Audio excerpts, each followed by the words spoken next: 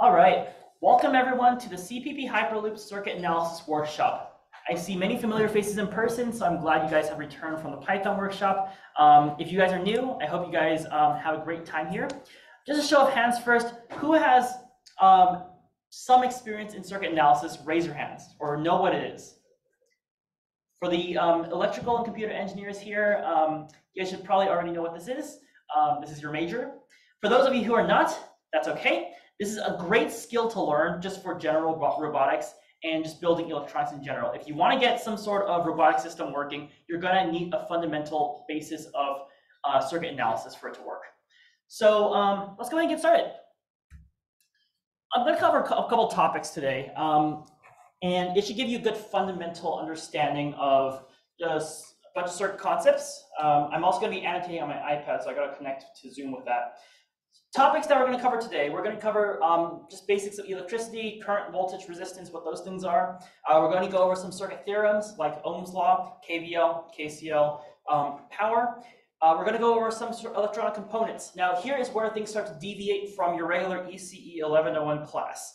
We are going to cover applications. So applications are some of the most essential circuits that I've used when designing robotics. Stuff like regulator circuits, reverse polarity protection circuits, motor drivers, and other cool ones that I'd like to show you just so you can use them. So these are circuits. If you build it on a breadboard, you can go ahead and use it for robotics. In fact, next week is our circuit construction workshop. Again, show of hands. Who is going to the circuit construction workshop? Wow, almost all of you. That's great to hear. So our circuit construction workshop is kind of like the next level of this workshop, in which you'll actually be building circuits in real life in a lab setting. And you'll be able to test the voltages, currents, everything we talked about today on a multimeter, and also do some fun challenges as well. So I'm excited for you guys to do that. If you guys have not signed up for that yet, it is next Friday at 5 p.m. It is a lab type workshop, so it is RSVP required. I believe right now we have about 40 members signed up, so there's 10 spots left.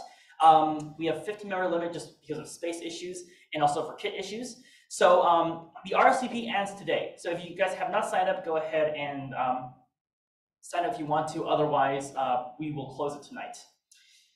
Okay, so let me just go ahead and start with this by talking about electricity. So what even is electricity? It's energy. And things like if you plug your computer into the wall, how does it get charged, right? If you plug your phone into the wall, how does it get charged? You know, some people these days have like wireless chargers in which get powered by induction technology. That's also cool to talk about. But in general, it's like everything around us is some form of electricity. 200 years ago, this would not have existed because they haven't discovered this yet. But nowadays, almost everything we do requires some form of electricity. So there are some methods of powering objects and methods of generating power. I'm not going to be talking about some of the high-level stuff, so like something like power lines.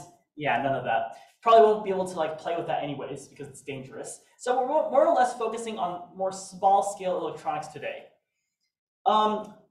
Electricity is electrons moving through a wire. It's probably pretty obvious. You see a wire going to a wall and you're wondering what even goes on inside there. Well, the answer is electrons moving. Now, here's the thing. Why do we study electricity? Why am I, a computer engineer, teaching electricity? The answer is it's like magic, right? It's so cool to see like something being powered up by this electric field or magnetic fields or these electrons moving through wires. It's used in many engineering applications. So even if you're not an ECE major, this is still really, really important if you want to go into some sort of robotics or other STEM application. Even if you're a mechanical engineer, you know some like what's going on inside a circuit. Robotics, vehicles, spacecraft, city planning, computing. That's it. There's more examples, but here are just some of the basic ones I talk about. This is a soccer bot for CPP Hyperloop. We competed in the CPP Robotics soccer bot competition. And this exact soccer bot uses some of the electronic principles we talked about today. There are some higher level components like these L290N boards here, but in general, all the components are connected together through wires, hooked up to a central microcontrolling unit like an Arduino, and then it's able to drive this car in all directions because it has mechanism wheels. All spacecraft is powered by some form of electricity, couldn't be done without them. All vehicles are as well. City planning is really important. If you want to go into some sort of like architecture-based major or like the architecture industry where you plan for cities, like how do you get things from like the grid to houses? You guys are aware that last week we had like a flex warning in which we couldn't have electricity because people were using too much AC because it was really, really hot outside. So knowing how the city grid works and how electricity travels from like the central power generation to our homes is also really important, as well as computing. If you guys are computer engineers, if you go into embedded systems, you work with like really low-level signals, and these low-level signals are really hard to deal with actually. We bold them down to like ones and zeros for like digital logic, but now we have like analog computers which reads like things in voltages, so you can have like half a volt, and that would be something different than like a 0.8 of a volt. You can also do something like quantum computing, which it's also very interesting to look at because it does a lot of calculations using these small, tiny electrons. So, why electricity? You notice because it's magic. Let's talk about basics then. So current, voltage, and resistance. Current is the rate of change in charge, which is I equals dq over dt. If you don't know what that is, that basically just means if you have electrons moving, we call that current. It's the how much these electrons move in a specified period of time, boiled down to like an instant. That's what the derivative means. But just in general, as long as you have like some form of electrons flowing through a wire, we call that current. Higher current means you have faster moving electrons through that wire. Higher current also means you have hotter wires. I don't know if you ever guys felt like a power block on the computer and you're like, why is this thing so hot? If you're charging a computer or charging something else, like there has to be a lot of electrons flowing into the computer, right? Replenishing its internal battery. And that many electrons at that speed causes it to heat up, mainly because of friction. Because if you have electrons traveling through a wire, it rubs against the walls, causes the heat, and sometimes even causes fires. I know one of you guys in here requested for me to talk about short circuits. If you have a power source like a 9-volt battery, and you bring the two naked wires together very close, you can actually see sparks. Those sparks are the electrons jumping from one wire to another. If you leave it there for long enough, you'll cause a fire because it gets so hot. A short circuit is where there is zero resistance inside of a series circuit, and that causes infinite current, or as much current as the wire allows. High current is dangerous. Now, let me tell you guys, this whole EC major working with circuits, it's a dangerous job. There are like a ton of ways to hurt yourself, so please be careful. And we'll talk more about safety laws in the next workshop, but in general, remember that high current is dangerous. I won't go into like all the specifics here, but 1 amp is enough to kill you. I know you guys like dealing with huge numbers at a very basic level, but 1 amp is enough to kill you. So do not run current through your body. There are some daredevils in the world that can handle up to like 5 amps almost, but like, no, like you pass current through your heart, you touch something, you die. That's how electrocution works. Different types of electronics have current tolerances. So low-level signals, which I was talking about, if you work with Arduino and Raspberry Pi, which should be the most of you, unless you want to go into high-power electronics, are anywhere between 5 milliamps to 50 milliamps. This includes your Arduino, your ESP32, your Raspberry Pi, anything that does like basic logic. High-power signals, alternatively, are like motors, solenoids, things that require a lot of power to travel through. And these can have a range between 0 to 3 amps at a lower level. It can go all the way up to like 72 amps if you're working with like a huge drone. So very high-powered drones like can suck up a lot of current. I think the one I looked at actually last week went up to 100 amps. It dropped all 4 motors. Oh, that was the wrong button. Okay, that was current. Now we're talking about voltage. Now, as I said, the most important things to realize in electronics are current, voltage, and resistance. Those are like the 3 horsemen of electronics. Voltage is the second one. Voltage is the force that pushes the electrons through a wire. I meant to have this come down 1 bullet point at a time, but you get the whole thing. So there is no current without voltage, and voltage is kind of like the thing that pushes it around in a circuit. So this can come from like a battery, this can come from like a capacitor, whatever it might be. There's got to be some kind of pushing force, right? Because if I'm just standing still, I'm not going to voluntarily move until like someone pushes me in the back. Like Spencer could come up here and knock me over. I move because Spencer pushed me. That's potential and kinetic energy.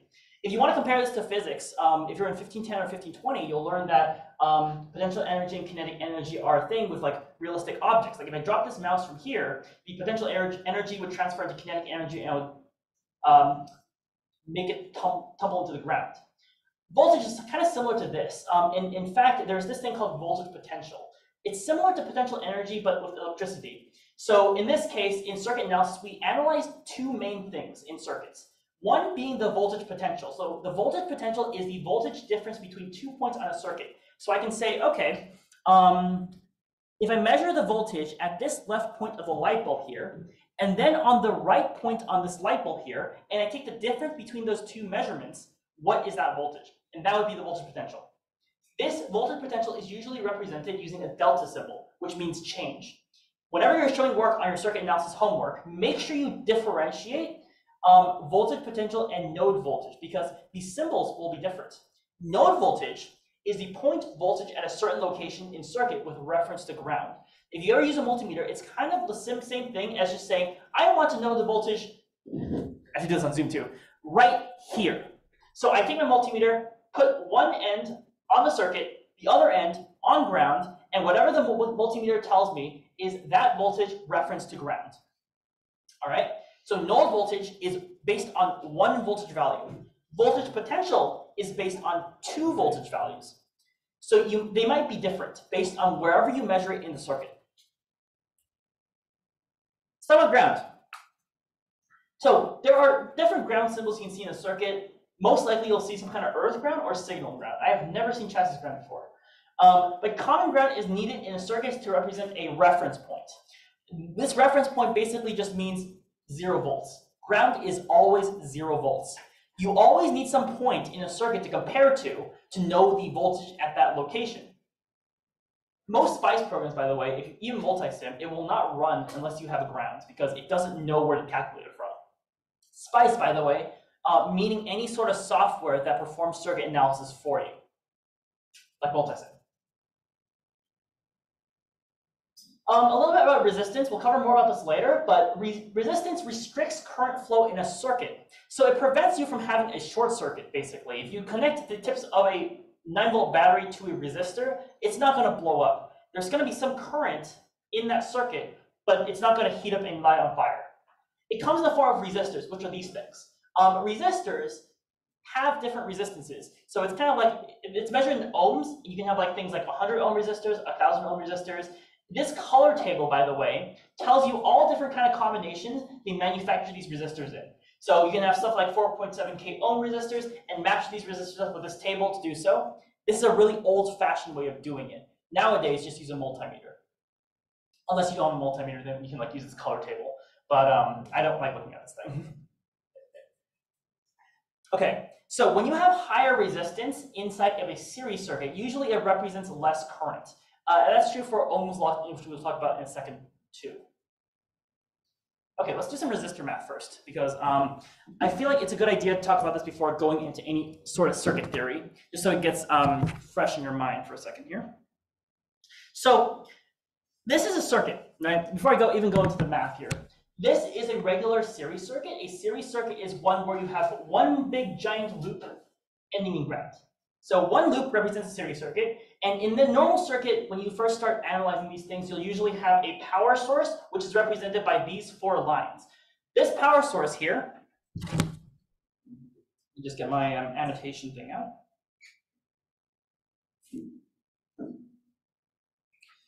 Ooh. Okay. So to analyze these power sources, usually you would have some kind of a plus symbol on top and a negative symbol on the bottom. Everything in circuits comes with convention. So you'll hear me repeat the word convention a lot, but you need to establish some sort of convention when reading these circuits. In this case, I would say the plus end of these power sources here, the negative end is here. The reason this is important is because we're going to say that current will flow clockwise through the circuit. So when I hook this up to the power, electrons are going to start flowing through the circuit in this direction, and it will flow through the circuit kind of like this in a loop, and then it'll reach ground. So the yellow dots are all the electrons going through the circuit, right? We see here that the electrons flow from the positive end of this battery to the negative end. In reality, this is not true. We're following what's, I think there's a difference between the plus to the minus and minus to the plus. It's called like the electron convention. Physical flow versus conventional flow. That's correct. That's what Sam said. And conventional flow, I believe, in reality, electrons flow from the negative end to the positive end. And there's a funny story about this, actually. I think they only recently found this out, maybe in the mid-1900s. And scientists were like, oh crap, electrons don't flow from the positive to negative end. They actually flow backwards from the negative end to the positive end. So now there's this whole debacle about like which convention to use when analyzing these circuits. Answer is you can use both, but like choose one and stick with it. So here's what I say. So these resistors absorb power in general. When you put them in a circuit like this, they absorb whatever current is going through the circuit. So for these resistors, I'm going to say the positive end is to the left and the negative end is to the right. I'm going to do this for each of them. So as the electrons flow through the circuit, there's going to be a set amount of current we're going to have to calculate and a set amount of voltage that goes through between each resistor. From the previous slides, I talked about voltage potential being sort of like the measurement and the difference between 2 points in a circuit. So you can have voltage potential between these 2 points, or between this point and this point, or between this point and this. Whatever the case might be, it's the difference in node voltages between 2 locations in a circuit. So now that we've went ahead and just introduced what a circuit looks like to you, this is a basic series circuit with 3 resistors. We're going to do some resistor math first. So to add resistors in series together, and this is a series circuit because it has one loop, we're just going to go ahead and add the values together. So literally just 3K plus 2K plus 1K. Now this may seem simple, but it's actually very, very important in the long run. So REQ, usually we represent REQ as like the equivalent resistance of the entire circuit. REQ is going to be R1 plus R2 plus R3. And this is the same case. If you have more resistors, you can just add more. If you have fewer resistors, you can add less, whatever the case might be. So in this case, REQ is just going to be 3 kiloohms plus 2 kiloohms plus 1 kiloohm.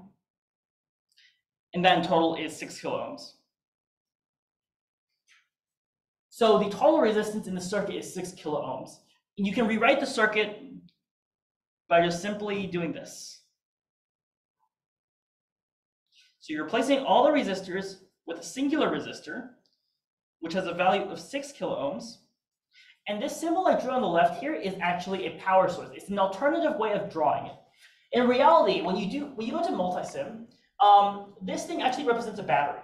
So in case you have some sort of like external power source that drains over time, this symbol represents a battery. This represents a DC power source. Now in reality, DC power sources do not exist. You can have like 5 volts DC and it have to be perfect. There's a lot of like modulations and like flattening curves inside that little black box that gives you DC voltage. In reality, DC voltage does not exist. So you can get very close to it, but it does not exist in reality.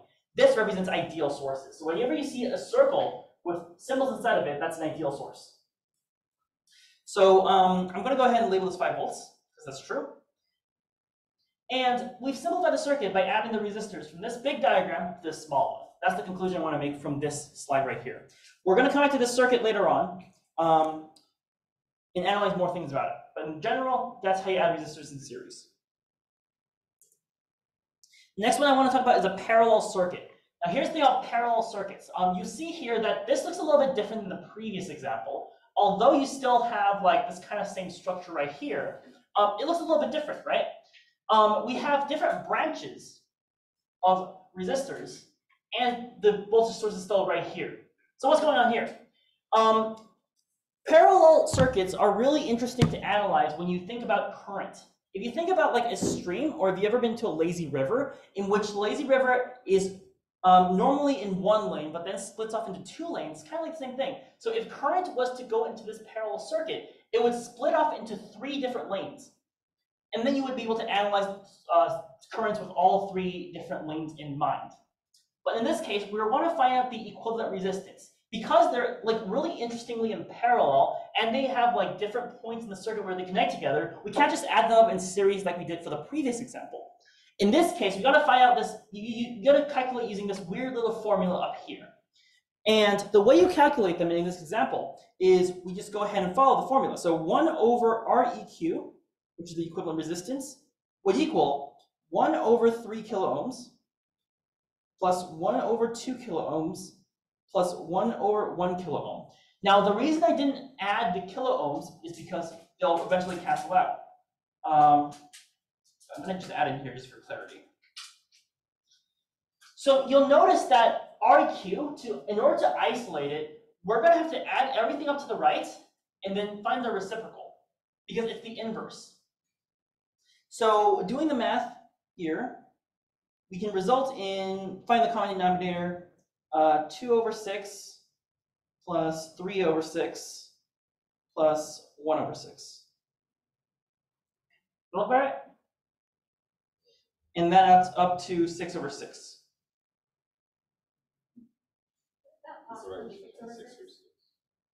So what? Yes.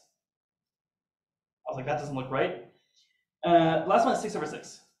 So that was definitely not right, because if I had 1 at the end, that means the answer would be 1 kiloohm, and that does not fit in with just basic resistor logic. So here we have 2 plus 3 plus 6, which is 11 over 6 kiloohm, and that's equal to 1 over Req. Now, if you have a calculator, of course, this will be made a lot easier. But in this scenario, we have Req equal to 6 over 11 kiloohms. Now, here's the thing I want you guys to know about parallel circuits. Whenever you add resistors in parallel circuits, the result will always be lower than your lowest resistor added. So the answer has to be lower than 1 kiloohm, which it is, right? 6 over 11. So when you're putting resistors in parallel, and this is a good application for circuits, let's say you have too large of a resistor and you need a smaller resistor because you want your LED to be brighter. You can put 2 resistors in parallel and the result will end up being smaller than both of them combined. Or sorry, the lowest resistor value. So if I just took this out, right, if I took this resistor out and added these 2 in parallel, without even doing any math, I would know that the result of these 2 resistors in parallel, R1 and R2, has to be lower than 2K, right? Same for this. If I covered up R2 and I said, I want to find the parallel resistance between R1 and R3, without doing any calculations, the result of that parallel between R1 and R3 would have to be less than 1 kiloohm. For series, it will have to be bigger because you're adding them together, obviously, right?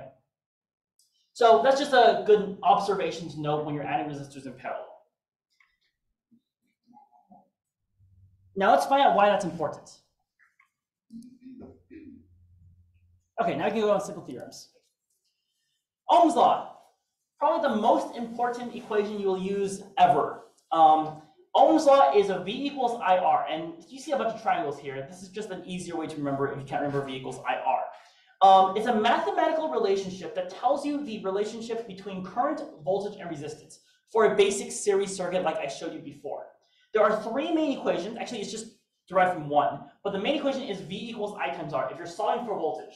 If you're solving for current, you just do some algebra and you get I equals V over R. If you solve for resistance, you get R equals V over I, right?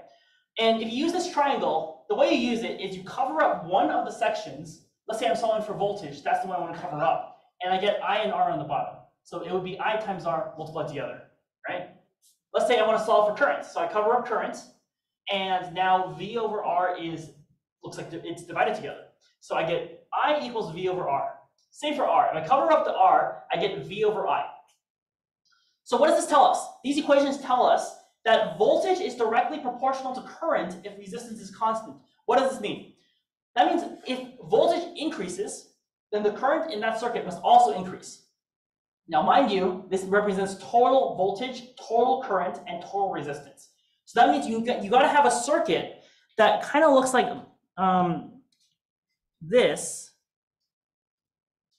in order to analyze the relationship between voltage, current, and resistance. If you have any other kind of circuit in like an intermediary circuit, you're gonna have to like rethink it, because when you use Ohm's law, it's gonna be the total voltage, total resistance, or total current in that system. So this may be connected to a bigger circuit, but then when you're analyzing for Ohm's law, you're only using this tiny portion of it. So voltage will increase if current increases. Current will increase if voltage increases. That's what directly proportional means. Current is inversely proportional to resistance if voltage is constant, which means that as we talked about resistance before, if the resistance increases, current will decrease, right?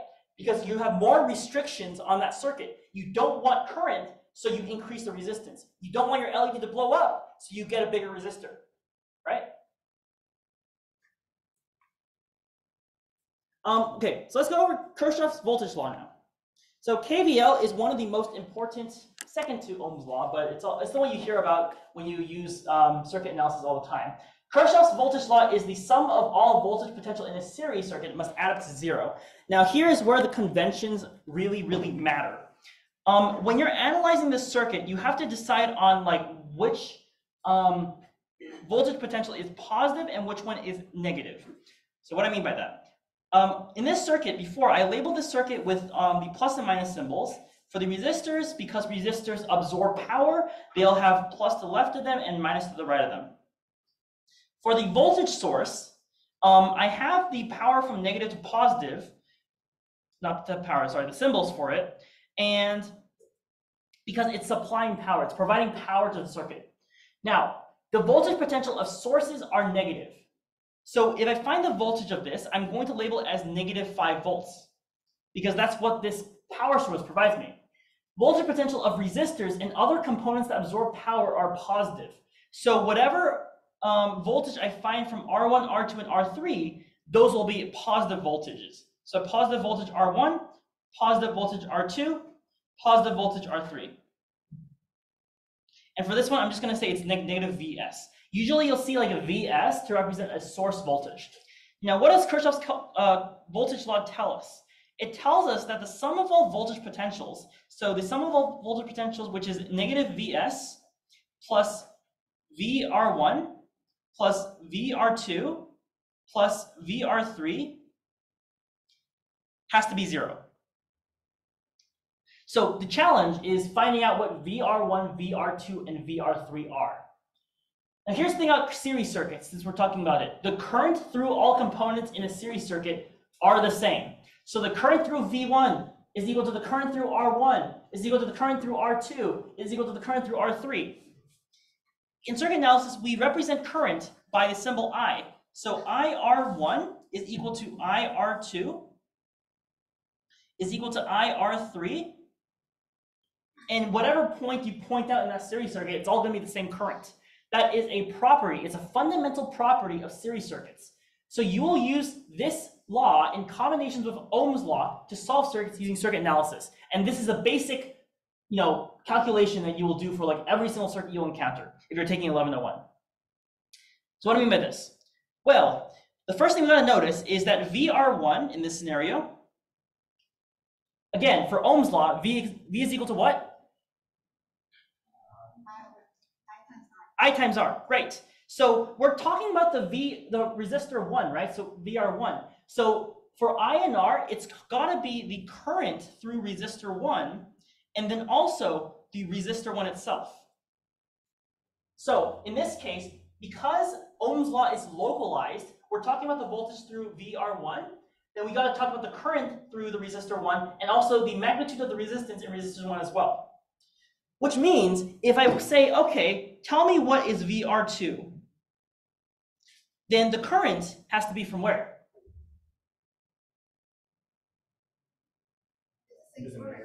Well, it's the same current, yes, but I'm going to put the symbol as IR2, right? Because in Ohm's law, remember, everything's got to be localized to the component you're measuring. So in Ohm's law, this is the current through, if we're analyzing the voltage through R2, we've got to analyze the current through R2 as well. And then we've got to use the resistance from what? R2, great. Awesome. Now, I'm going to do the same thing for VR3 because I think we get the point. So for resistor 3, we're going to use IR3, and then we're going to use R3 as well. Now, here's the great thing you pointed out. all the currents are the same. And this is the property that we're actually going to use in order to solve this problem. So since all of the currents are the same, I can just replace this with one symbol, I, right? Because it's a series circuit. Because I can replace it with I, all these equations become somewhat more equal to each other than before. So I can replace all those currents with I and it'll be the exact same thing. So now we have three equations. We have VR1 is equal to IR1, VR2 is equal to IR2, and VR3 is equal to IR3. Now we can go ahead and plug this back into our KVL equation because remember everything stems from KVL. And if we plug everything back in, we are going to get, let's write it down here. So the sum of all voltages is equal to negative Vs, so negative 5 volts, plus VR1, which is I times R1, plus I times R2, plus I times R3, plus I times R4. Okay, now at this point, this becomes a basic algebra problem, right? So we know what R1, R2, R3, R4 are. Well, we don't even have R4. Thank you for that. But we don't know what I is. So how do we find the current that is the same for every single resistor in the circuit? Isolate the I. Isolate the I and use the voltage. Find the equivalent resistance and then use voltage in that value. I like both ideas. But let's take a look at what the first one was first. Did you say isolate the current in this equation? Yeah, like see like the IR1 plus IR2 Right. 3. Mm-hmm. We write that as I bracket I times the sum of R1 plus R2. Factor out I. Yeah, Factor out I. That is possible as well. Let me tell you why those two ideas are the same thing. So what you just said, I think, was this equation has to equal what? Has to equal 0, right? Because KVL. So what was his name? What Coy said was, let's factor out this equation. So we get negative 5 plus I times R1 plus R2 plus R3 equals 0. Which is the correct step to take? Right, that is correct. But what have we just learned in the previous slides that would verify this equation? Because again, in circuit analysis, everything is visual. It's very cool. Like if you just don't know math, like let's say you don't know how to factor, you can also solve this equation. The strategy that I think, what's her name? Diana said, was we wanted to add all the resistors together, right? So it'd be more of a visual way to understand this question. If we add all the resistors together, we will get a circuit that kind of looks like this, and then the resistance value is 6 kiloohms, right? And this is 5 volts. Now we have a circuit in which we can perform Ohm's law to in order to get the current. Current is equal to V over R, so we get 5 volts over 6 kiloohms, whatever that result is. So the operation we took to get from this bigger circuit to the smaller circuit is we added all the resistors together. In this equation, we also add all the resistors together. Here is a more analytical way of doing it. Here's the more visual way of doing it. But they both should get you the same answer. Theoretically, when you get to bigger circuits, you'll want to combine them in series first before analyzing them, because sometimes you'll get like series and parallel circuits combined, and it gets into a hot mess. But in general, in this case, both of them are valid. So if we go ahead and add R1, R2, R3 together in this bottom equation here, we'll also get 6 kiloohms, which is the correct answer, yes. Is it always possible to reduce a circuit into that there, where it's just like one resistor and one power supply? Good question. Yes, that is known as Thevenin's theorem. Thevenin's theorem. If you're in 1101, you'll know what that is. Yes? Is that assuming that you don't get components inside resistors? Yeah, you have to turn it into Thevenin's equivalent. Yes. To basically go from either Thevenin or to Norton, which is a current representation. So like if you have like a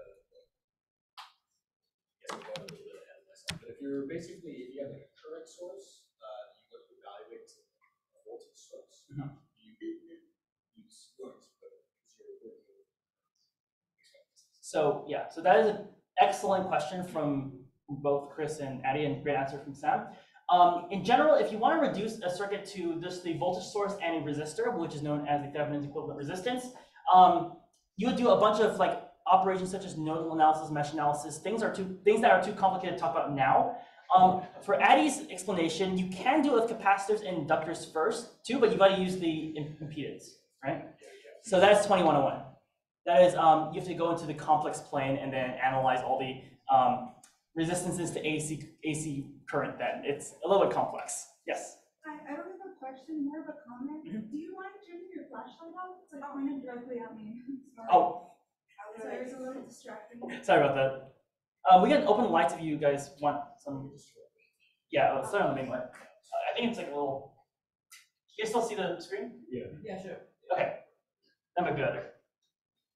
Awesome. So we can add all the resistances to get the 6 kilo ohm equivalent, multiply it by, or solve for I, which is by taking the 5 volts, putting it to the other side, dividing by 6K, we'll get I equals 5 over 6K. Anyone have a calculator and can tell me what that is?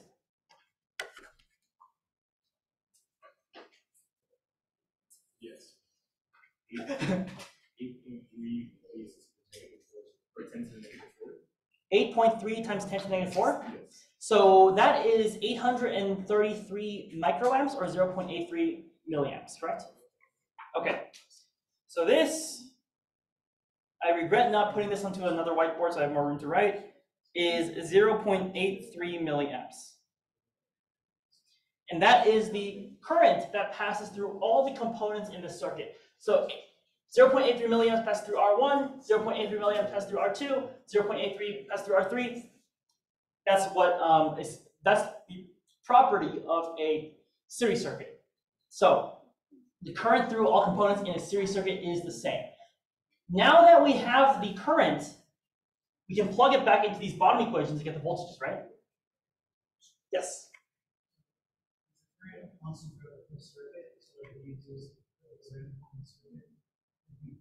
That's correct.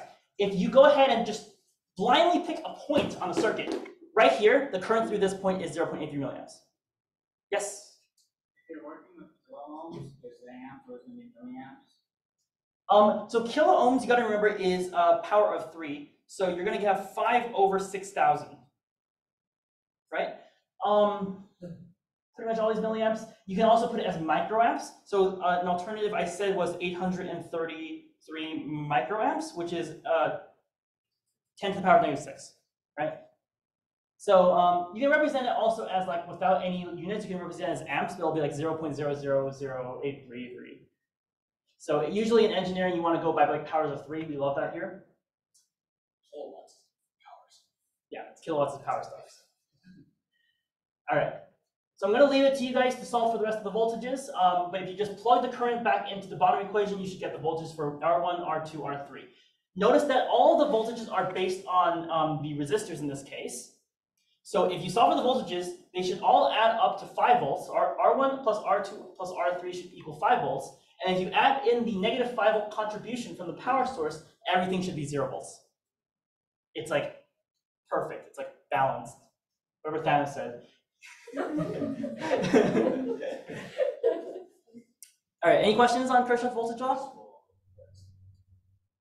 Yeah, an analogy I like to use is kind of like going up a hill and then going down a hill. It's kind of the same thing as physics. Whatever comes up must come down. So in case like 5 volts, if I'm lifting it 5 volts into the air, for each of these resistors, it must fall an equivalent amount to get back to the ground, right? So you can kind of think of it less like that. But this is just for a series circuit. There's also another type of circuit we're going to talk about next.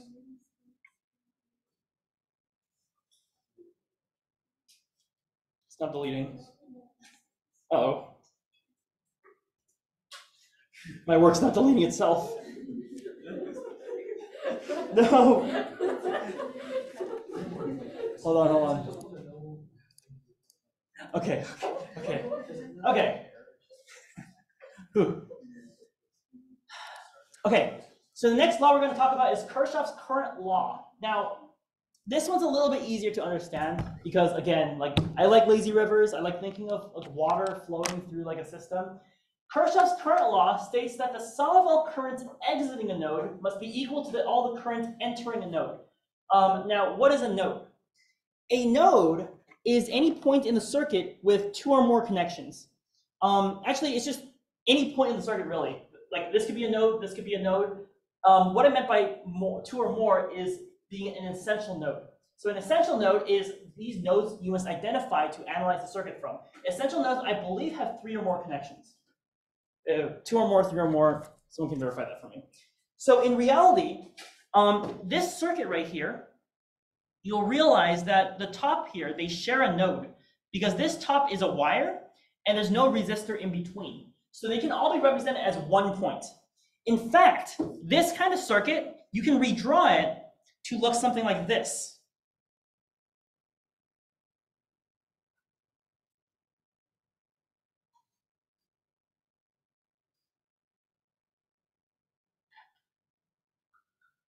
You've never seen that before, huh? This is actually how you're building circuits when you get to like using a breadboard and things of that nature. You can bend the wires for them to all meet at one point. These two circuits are equivalent to each other. So in this case, if we have bendy wires, every single resistor can all come to one point, which means that at this point, some current must be entering and some current must be leaving. But the amount of current that enters this node must always be equal to the amount of current leaving the node. And that's what Kirchhoff's current law states. In this case, because it's such a simple circuit, I can predict that all the current's going to enter through the power source, and then they're going to leave a little bit at a time through the resistors. And that is going to be true because of Kirchhoff's current law. So again, we need to determine our conventions. My conventions are currents exiting a node are negative and currents entering a node are positive. When we add all of these currents together, coming in and out of a node, it should be 0. So similar to Kirchhoff's voltage law, now we're dealing with current. You can use vice versa, but you got to be consistent. So you can't just say, oh, sometimes I want the current exiting a node to be negative. Sometimes I want the current entering a node to be negative. You're going to give yourself a headache. Now, the reason I say this is because I had professors that use both these conventions to make their notes extra hard to read. Sometimes they like saying, oh, currents entering a node are positive instead of negative, and like just drives you nuts. So just remember, both are correct, but you got to make sure your own convention is constant. When you solve these problems yourself, make sure you know what you're talking about throughout the entire problem, or else you're going to run into issues. So the property of parallel circuits is that the voltage potential through all components in a parallel circuit is the same. So what do I mean by that? Because, I should have destroyed that previous circuit. Because they all share a node, the voltage at this node is always going to be 5 volts. For this line, and this line. Which means the voltage potential at this point is 5 volts, at this point is 5 volts, and this point is 5 volts. And this point is 5 volts. They all share the same node. That is the fundamental property of parallel circuits. So you can use that to your advantage to solve these problems. Again, you can use it in combination with Ohm's law to solve these circuits using circuit analysis, but this time it's a little bit more difficult. Let's take a look at why. So I'm going to go ahead and label this circuit up here with current, because I know that currents will come into this node and split off into these 3 branches. The currents in the parallel circuit are different, but the voltages are the same. So in this case, I'm going to say this is I total because it's coming out of my power source. I'm going to call this current I1, this current I2, and this current I3. Kershaws voltage law states that the sum of all currents inside my system, sum of I, is equal to the currents exiting a node equal to the current entering a node. Currents exiting a node are negative, so I'm going to say IT minus I1 minus I2 minus I3 equals to what? 0, yes. And if you rearrange this equation, you get IT equals to I1, I1 plus I2 plus I3. So it's basically the same thing. You're saying that the current entering is equal to the current exiting, the sum of current exiting. The hard part now is finding what I1, I2, and I3 are. Now again, for a localized system like this, You can solve for what I1, I2, I3 are by another equation. And you can solve using system of equations. Can someone tell me what that equation is? V over R. What's that? Well, yeah, that's Ohm's law. So Ohm's law is very, very important. Comes into play a lot here. So we can create new equations out of theorems that we've learned before. So through Ohm's law, we can say that the current I1 is equal to the voltage at R1 over R1 itself, right? Now I2 is going to equal to V of R2 over R1. And finally, I3 is going to equal to V R3, sorry, this was R2, over R3. Is that right? Just make that a little bit more clear. R2. So we've got the equivalent equations for I1, I2, I3. Now what do we do next here? What was that? We don't plug in values yet. Right. So in the individual equations, we don't know what I1 is. We know what R1 is because it's given to us in the question. But what's V of R1? 5 volts? What's V of R2? V of R3? Good. So the fundamental rule of parallel circuits is that the voltage potential through all components in a parallel circuit is the same. They all share 5 volts. Therefore, we can go ahead and just write bluntly that V of R1 is equal to V of R2 is equal to V of R3. It's equal to V of 1, which is 5 volts, right? Great. Now we can substitute into our main equation and say that I of t is equal to I of 1, which is VR1 over R1 plus VR2 over R2 plus VR3 over R3. Cool. We know that VR1, VR2, VR3 is 5 volts. On the total resistance first.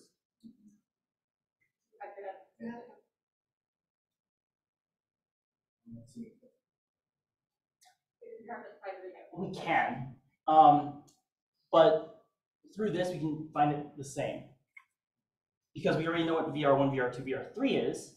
So if we plug in everything, there's like in this equation, there are no unknowns, right? We know everything in this equation. Right. So from here. We already know I1, I2, I3 without changing all these steps. The voltage was given in the resistance. That's right. His voltage was given in the beginning. So you don't even need to go through that step. That step is just to find the total current. What Chris said was correct. Basically, because we know what VR1 is, we can just directly plug it in. We know that it's 5 volts right here, so we can just directly find the current. We know it's 5 volts here, so we can directly find the current. We know it's 5 volts here, so we can directly find the current. So let's do that.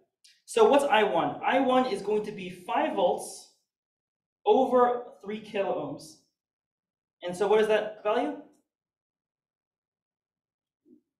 5 volts over, I'm going to do the rest. 2 kilo ohms. 167 microamps. 167 microamps. And then the second one, and this is 250, right? So 250 microamps. And the third one is 500 microamps, right? Okay, I gotta sit down for this because I can't write standing up.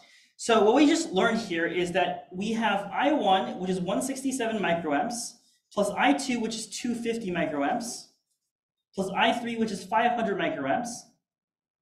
Sum of all that is what? It's going to be 917 microamps. Is that right? Okay. Now here's the next beautiful part of circuit analysis. There are 10,000 ways to check your work. Let's say you're doing this on an exam and you're so confused because you don't know if this is the right answer. What you can do next is actually simplify the circuit and see if this is your total current, right? So let's go ahead and find the parallel resistance. If we find REQ, like we've done before in a slide, I believe it was, what was the value of REQ? Was it 6/11? Yeah. What's 6/11 in decimals? 5. Okay, so 6/11 is 0.55. Okay, then we can use Ohm's law, and Ohm's law is V of 1 over the total resistance, total current. So it's 5 volts over 0.55, which is what? 0.55 kilo ohms, right?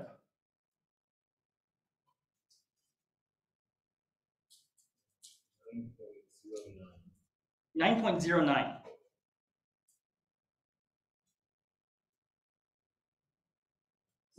What?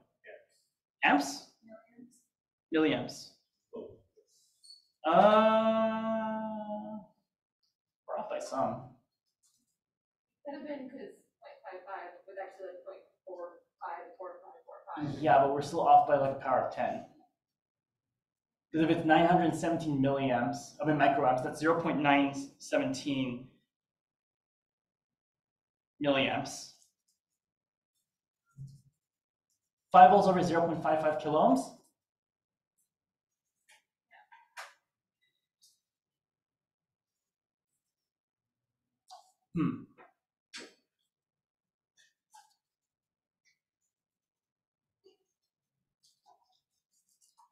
Okay, that's not right. So I'm gonna have to verify and come back to that later on, but it should, these two numbers should be the same.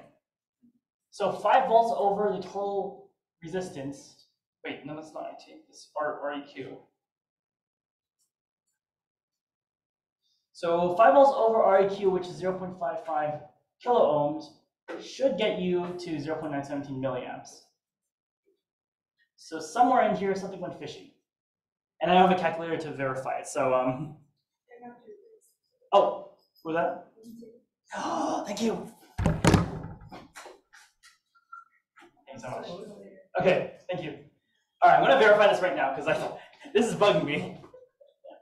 So we have 5 over 3K, which is 0. Oh, this is not microamps. This is milliamps. So the decimal places were shifted off by 1. If you guys take a look at your calculator, it should say 0.0016.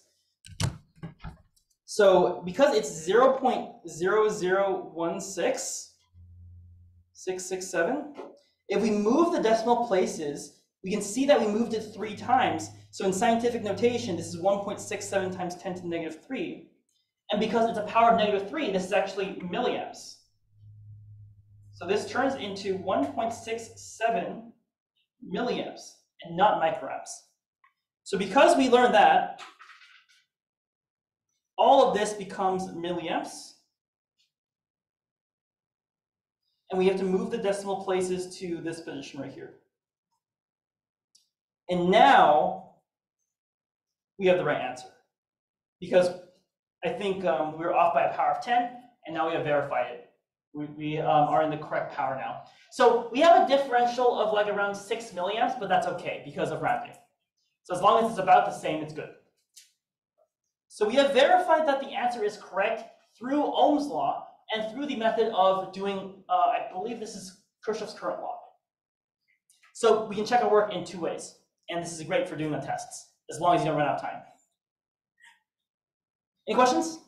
The reason that they go through different, that they, the currents are different in each resistor is because of the resistance that they encounter? That's correct. Great point. So in a parallel circuit, if you have a lower resistance, it should get more current. Like, think about it. If you have a short circuit that has infinite current, right? If you put 2 naked wires together, you'll see a huge spark and fire.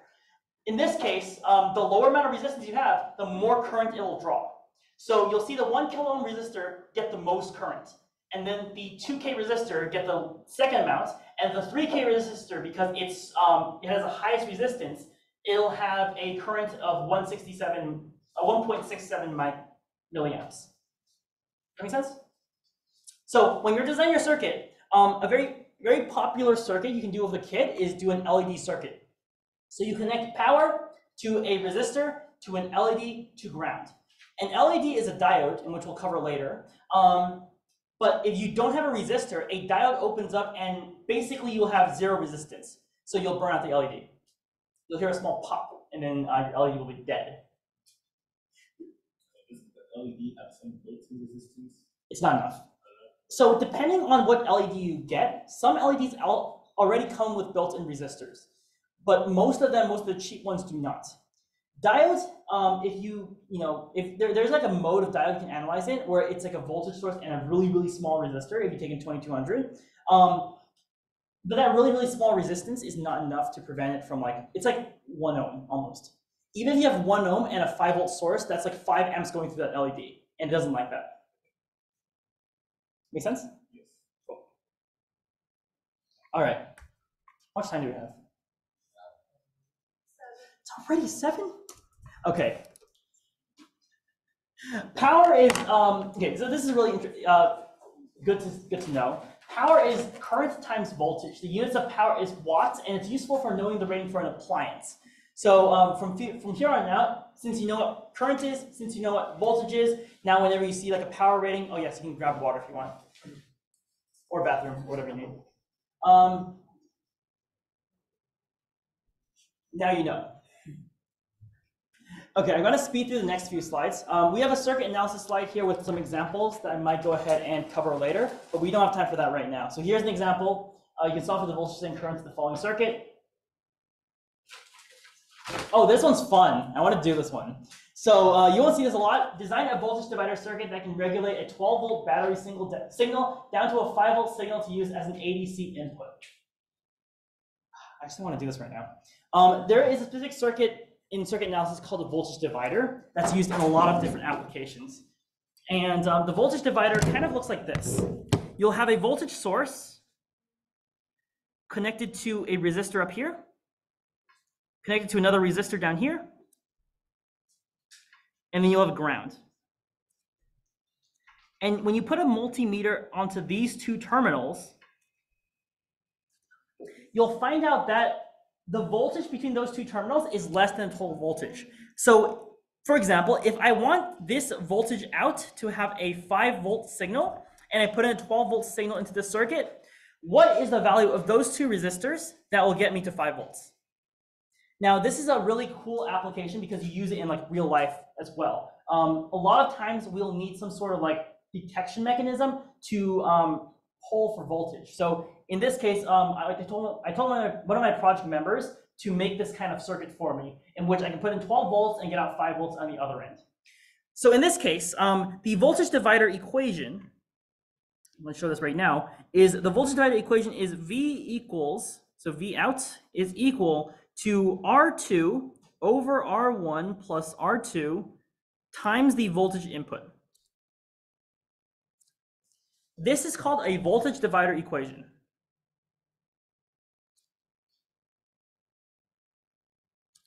And you can derive it using KVL and Ohm's laws. I won't do it right now, but it's a very interesting derivation. I love doing it. So all we have to do in this case is find out the value of R1 and R2. But here's the problem that many people face. You can't solve for R1 and R2. That's two unknown variables, right? So what should we do instead?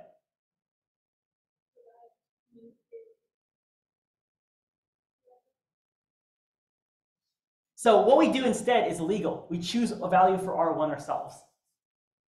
And then we solve for R2. And then in practicality, we can use both R1 and R2 in our circuit, and it'll regulate it down from 12 volts to 5 volts. So literally what you can do is you can say, let's R1 equals 1000 ohms. This number can be made up. You can use anything because you have two unknown variables, right? So let's just let R1 be 1000 ohms. Before we do that, let's solve for R2. So in this case, we can divide V out over V in equals to R2 over R1 plus R2. Multiply both sides by R1 plus R2, so you get V out over V in times R1 plus R2 is equal to R2. And I'm going to go down here. So then V out over Vn times R1 plus Vout over Vn times R2 is equal to R2, right? By the way, Vout over Vn, that relationship is called the gain of the circuit. So if you ever want to understand like how the circuit's output relates to the circuit's input, you would say that as the gain. Really interesting for like filters and also operational amplifiers as well. So interesting to see how the output of the circuit relates to the input of the circuit. So in this case, we'll go ahead and subtract both sides by the Vout over Vn times R2. So Vout over Vn R1 equals R2 times 1 minus Vout over Vn. Now, if we just divide both sides by that equation, we get Vout over Vn times R1 over 1 minus Vout over Vn. And that'll be R2. So now we plug in everything we know. We get Vout over Vn. So we want Vout to be 5 volts. So 5 volts over 12 volts times R1, which is going to be 1000 ohms, over 1 minus 5 volts over 12 volts. Let's see. So we get 5 divided by 12 times 1000. 416.67 divided by 1 minus 5 divided by 12, which is 0.583. And that's 416.67 divided by 0.583.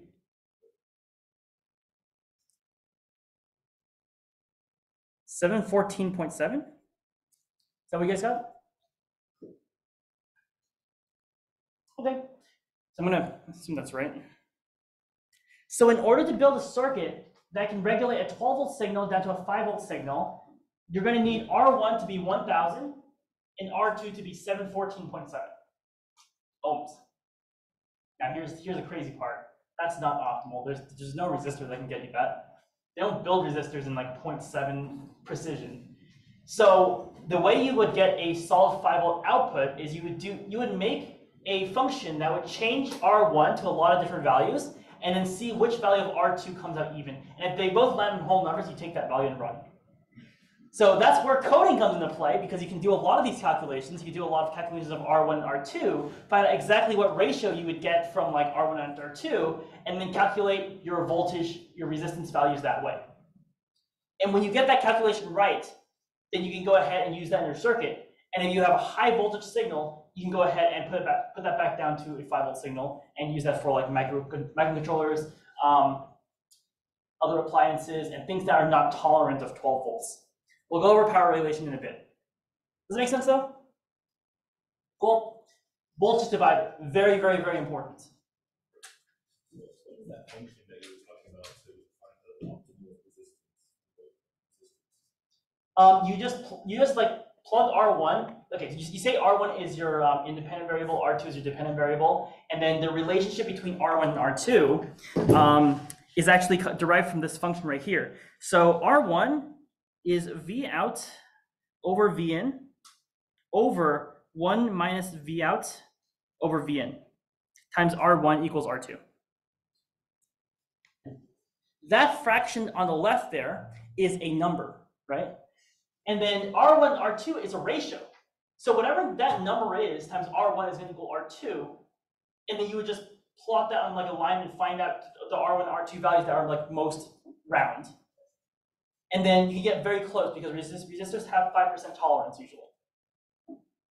You also just loop through a bunch of R1 resistors and print out both values. Yeah. So that's what Addie said was you can go ahead and loop through a bunch of R1 values inside your code, print out R2 values, and whichever one comes out even, that's the one you use. A little bit of a guessing check method. Wait, what do you mean by So like a whole number. So like something like not 714.7 because they don't make their resistors. You want to, like in the real world, when you use resistors, you want to get like a 1000 ohm resistor and a 3000 ohm resistor, right? You don't want like a 0.4 0.47 ohm resistor because that doesn't exist. If you are able finding an equivalent resistor that's the whole number, could you use like a parallel or something like that to get? Yes, as long as you get close enough, it's okay. Okay, but you can use more than 2 resistors. Yeah. Okay. And like if you don't have because I know if you guys know the stock room never has like even resistor values. It's always like some weird like 847 ohm resistor that no one ever uses. I mean, it gets donated to us, and like we're so glad for that. But at the same time, like we can't use it for any of our labs because they never give us a round value. It's like they even have 330 ohm resistors, which is crazy. But like, so that when you look for the function, like, would you normally find a value? Would you be able to find a value when like R2 is completely even, or like you should put like maybe like a little bit of a buffer, like minus? Yes. Yeah. No, you're never going to get a perfect value. Like remember, in the real world, you're never going to get any perfect value with resistors because they always have some tolerance to them, some error that prevents you from getting the exact value. So again, as long as you get close enough. Yeah, I mean, there's like eyeball values, like typically when you're working with LEDs at this level, most people just like use like a 30 ohm resistor because that's just kind of like close in my head. It's a little rich for most resistors, but like, you know, it's kind of running a little warm, which is why I think resistors are LEDs like faster because, but no, it just kind of depends, I guess, on what you're trying to do. Yeah. You know, it's 10K, 330 ohm. There's like a few others there. Also depends on the LED you're using because if you Yeah. get cheap Chinese LEDs, they like or super bright LEDs. True. The stuff from DigiKey does pretty well. The stuff from Mouser does not. Yeah. Okay. Here's the part I want to get towards. Circuit components. So we've talked about circuit analysis. We talked about the basics of how you do math circuits. Now let's talk about the different circuit components you might find in the world.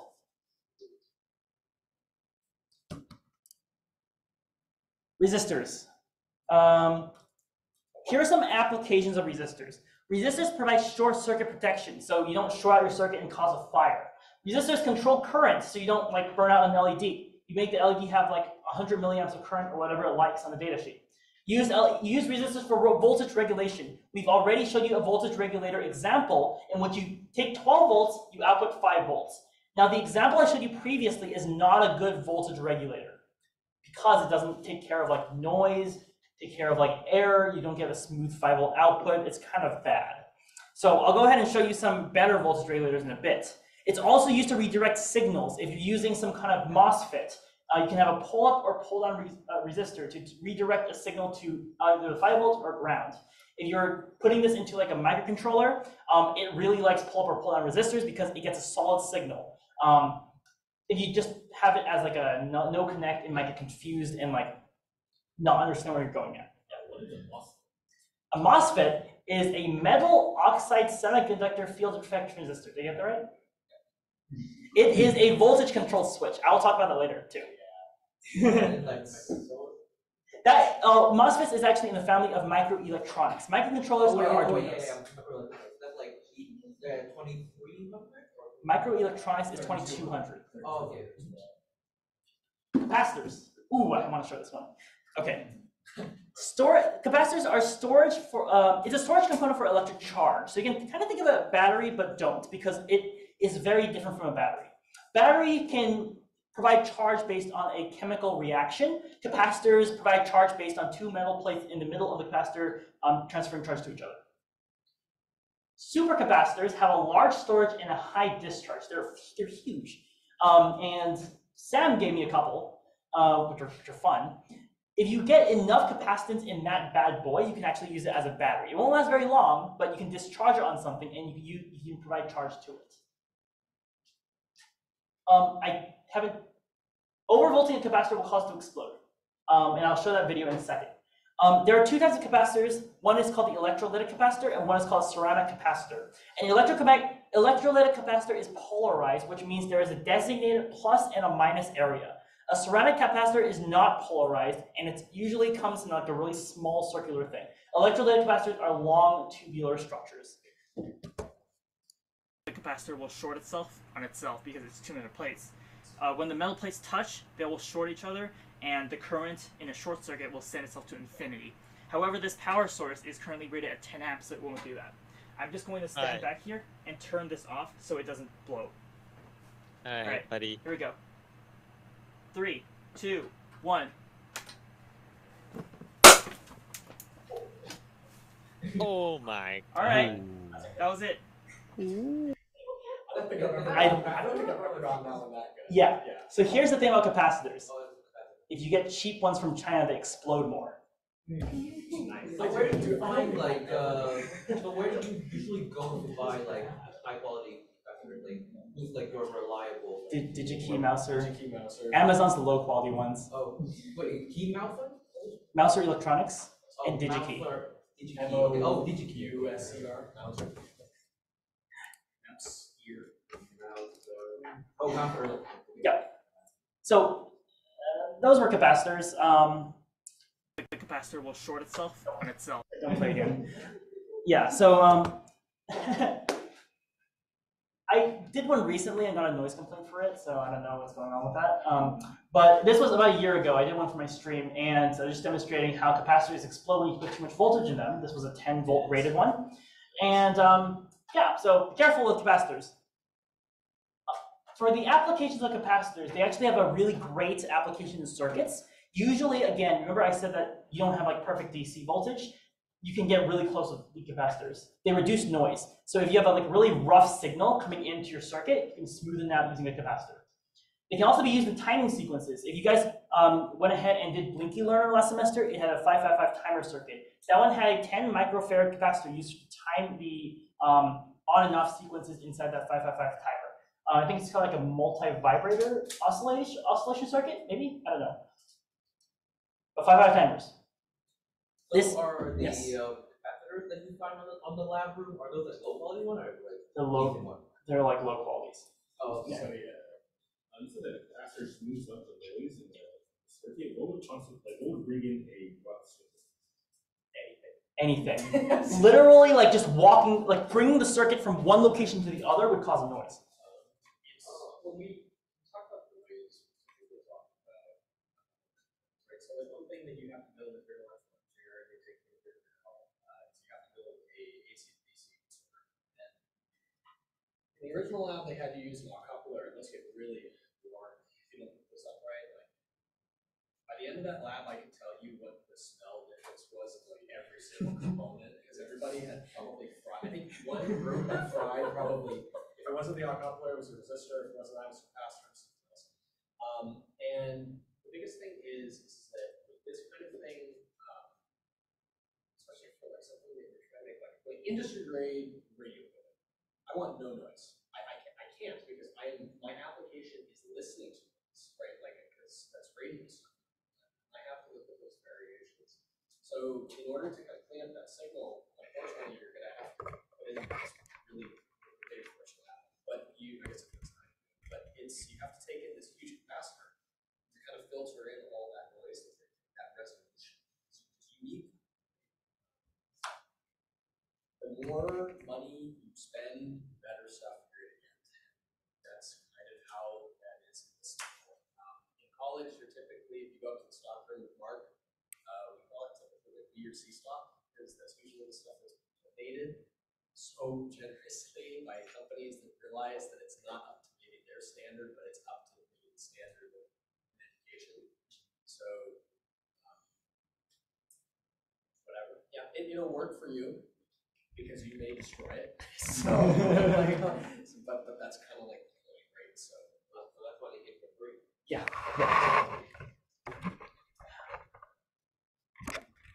Yeah. What was I going to say about capacitors? Oh, you're right. If you ever get an Arduino and you just get like a jumper wire and hook it up to an A0 pin and you just wave it in the air and you do an analog read permit, you'll find out that there's stray voltages in the air too. So those will also affect it. And that's radio. Yeah. Yeah, there was this experiment I did with like Arduino, like an analog pin. I just stepped on the floor. I just like Arduino's on my table. And I just like my foot on the floor, and then the light blinked. So I have a video of them. So like I can't hear very well. Yeah, my bad. I think he's talking about the general conversation. Oh, okay, yeah. Because sorry about that. I think you guys have to speak a little louder. Sorry, I did. We can hear you. Okay, great. I'm going to move on to inductors then. Speed right through this. Inductors are fun. Inductors are like these coils of wire that store energy in the form of magnetic fields. Common inductors are motors. If you use brushless or brushed motors in like RC cars, those are inductors. Microwaves, there's a microwave transformer and a bunch of inductors inside. Light bulbs, solenoids, wireless charging. Again, if you have a wireless charger for your phone, there's probably an induction coil inside of it that transfers the charge to your phone wirelessly. Oh, I'm not going to go too deep into inductors because it's probably a more advanced topic. But in general, to protect your circuit against any like voltage or current spikes, because these bad boys love to go ahead and just shove like 60 amps in your current in your circuit at times, you add a flyback diode. So it's a diode that just like feeds the current back into the original location. Now I'll go over that later. Diodes are fun. Diodes usually come with two terminals. They look like this in a circuit diagram. There's the anode and there's the cathode. The anode is the plus side, cathode is the minus side. There are a couple of diode modes you got to realize that diodes can be in forward bias, which allows current to flow through. So if you have a higher voltage potential on the left side than on the right side, then the diode will go ahead and allow the current to go right through. However, if you have a higher voltage potential on the right side than on the left side, you're trying to shove something through this like little barrier that the diode has, right? And it doesn't like that, so it prevents it from happening. This is really good for protecting your circuit, by the way, in case you're dumb and you accidentally swap the 9-volt battery backwards and like magic smoke starts coming out of your Arduino. Put a diode there in the middle of your power source in your circuit so that doesn't happen. Reverse bias prevents current from flowing. Oh, this one's fun. So imagine that you have like 500,000 volts on the right side and like 0 volts on the left side. Your diode's going to break and allow all that current to flow back through the other direction and crush your circuit dreams. So too much voltage in the reverse direction breaks the diode and allows current to flow in the other direction. Diode applications. So reverse polarity protection. Again, just to prevent yourself from accidentally swapping the plus and minus symbols and causing a fire on your circuit, you can put a diode there to prevent that. And I've made the mistake of that way too many times when designing PCBs and things like that. So like, make sure you put a diode. Like one diode can save your circuit and save you like weeks of planning. Flyback diodes. If you have motors, yes, question? I might be wrong, but are they just used to control the direction? Yes. Well, current can only travel them to them one direction and not the other. So yeah, it's a control mechanism. And if you connect the plus and minus symbols backwards, then current will try to flow in the other direction, and it can't because the diode's backwards. Flyback diodes are important because if you have a motor and you're stopping the motor immediately because it's an inductor, it'll still try to spin. It can't stop the current immediately. One of the properties you learn in like your advanced circuit analysis class is that inductors, current cannot change across them immediately. So when it tries to stop, it'll like push a big spike of current through to your circuit. And to prevent that from happening, you put a diode across your inductor so it doesn't like crush your circuit. Diode clamp, that's for the L298. We'll talk about that later. Ooh, transistors, here we are. So I introduced you guys to, someone asked about Mosfets. I love Mosfets. They are electrically controlled switches. There are two types of them. One is the BJT. This is the bipolar junction transistor. This kind of transistor, I think this is the 2N2222. That's the most common one you'll ever face. This is a current controlled switch. So current can turn it on into saturation mode or the other way around too. In FETs, there's different types of FETs. There's like JFETs, there's MOSFETs. These are field effect transistors. These are voltage controlled switches. These are way easier to use. If you put like a 5-volt signal through a MOSFET, it'll short the source and drain, and then you can get a signal traveling through it. Applications. They are commonly used as a step up and step down voltage controller, and this is what I mean. When you're working with an Arduino and you're trying to control an RC car, most likely what you'll be trying to do is you're going to try to turn the motor on with the GPIO pins of the Arduino. This will not work, usually. Motors in RC cars usually run at 7.2 volts or higher. Your Arduino can only output 5 volts and 500 milliamp draw at max. So your motor A will not move and will be stuttering, which is bad for the motor.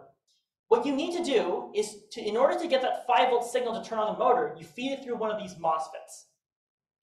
You feed 7.2 volts into a motor, you put 5 volts into the MOSFET to turn it on, and then this basically separates your logic from the Arduino from the MOSFET. So the MOSFETs will allow for the high current to go through the motor while the 5-volt signal turns it on.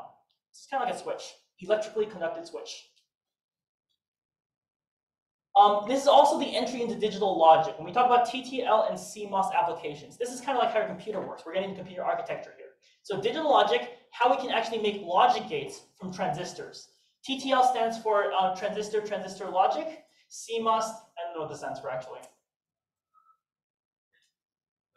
Google? Yeah. It's basically, you're basically combining a PMOS and MOS. and kind of doing a funny little thing with it. And what that does, complementary. Oh, that makes sense. Yeah, complementary. Metal oxide semiconductor. Like when you hear people talk about like the computer integrators here, you'll probably understand when you hear like CMOS. Battery BIOS, yeah, exactly. Basically, what that means is that when the battery is cold, what happens is that you're basically grounding that in. It's supposed to be storing the change values for what you put in your BIOS. Usually, there's a little flash chip that's right next to what actually takes the UEFI or BIOS or but they, when you pull that out, recess everything, and that's when people, oh yeah, just reset your CMOS. They think that you pouring like liquid over your computer is going to be fixed by like simply changing some values back, right? Like, yeah, that's like generally the case. So, it's like Awesome. Section 6, protection circuits. There's 10 sections, by the way. It's even more than the coding one.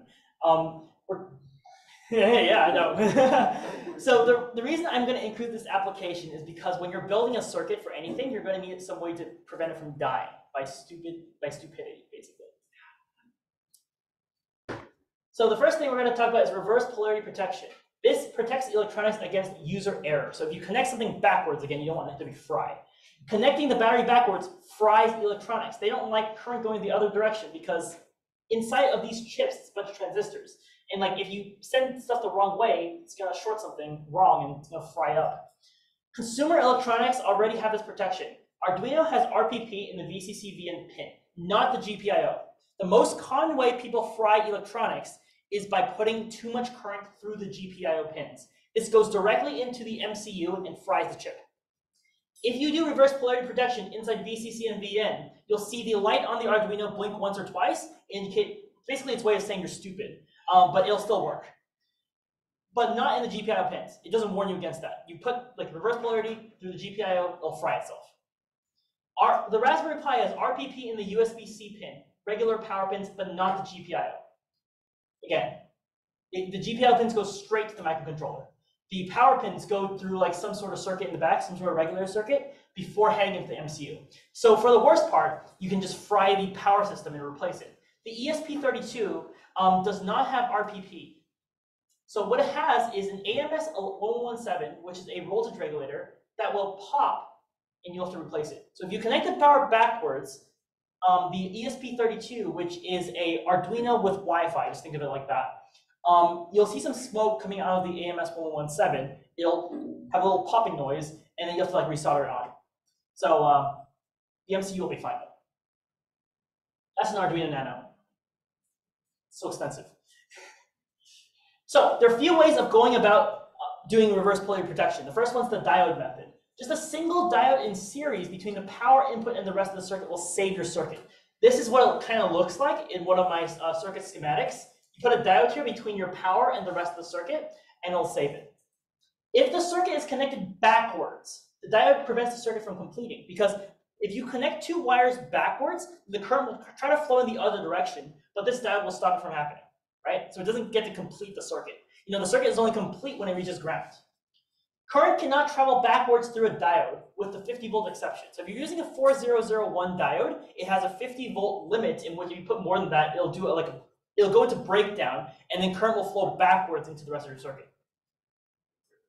The turn-on voltage for a diode is 0.7 volts. Does anyone know what turn-on voltage is? A turn-on voltage is something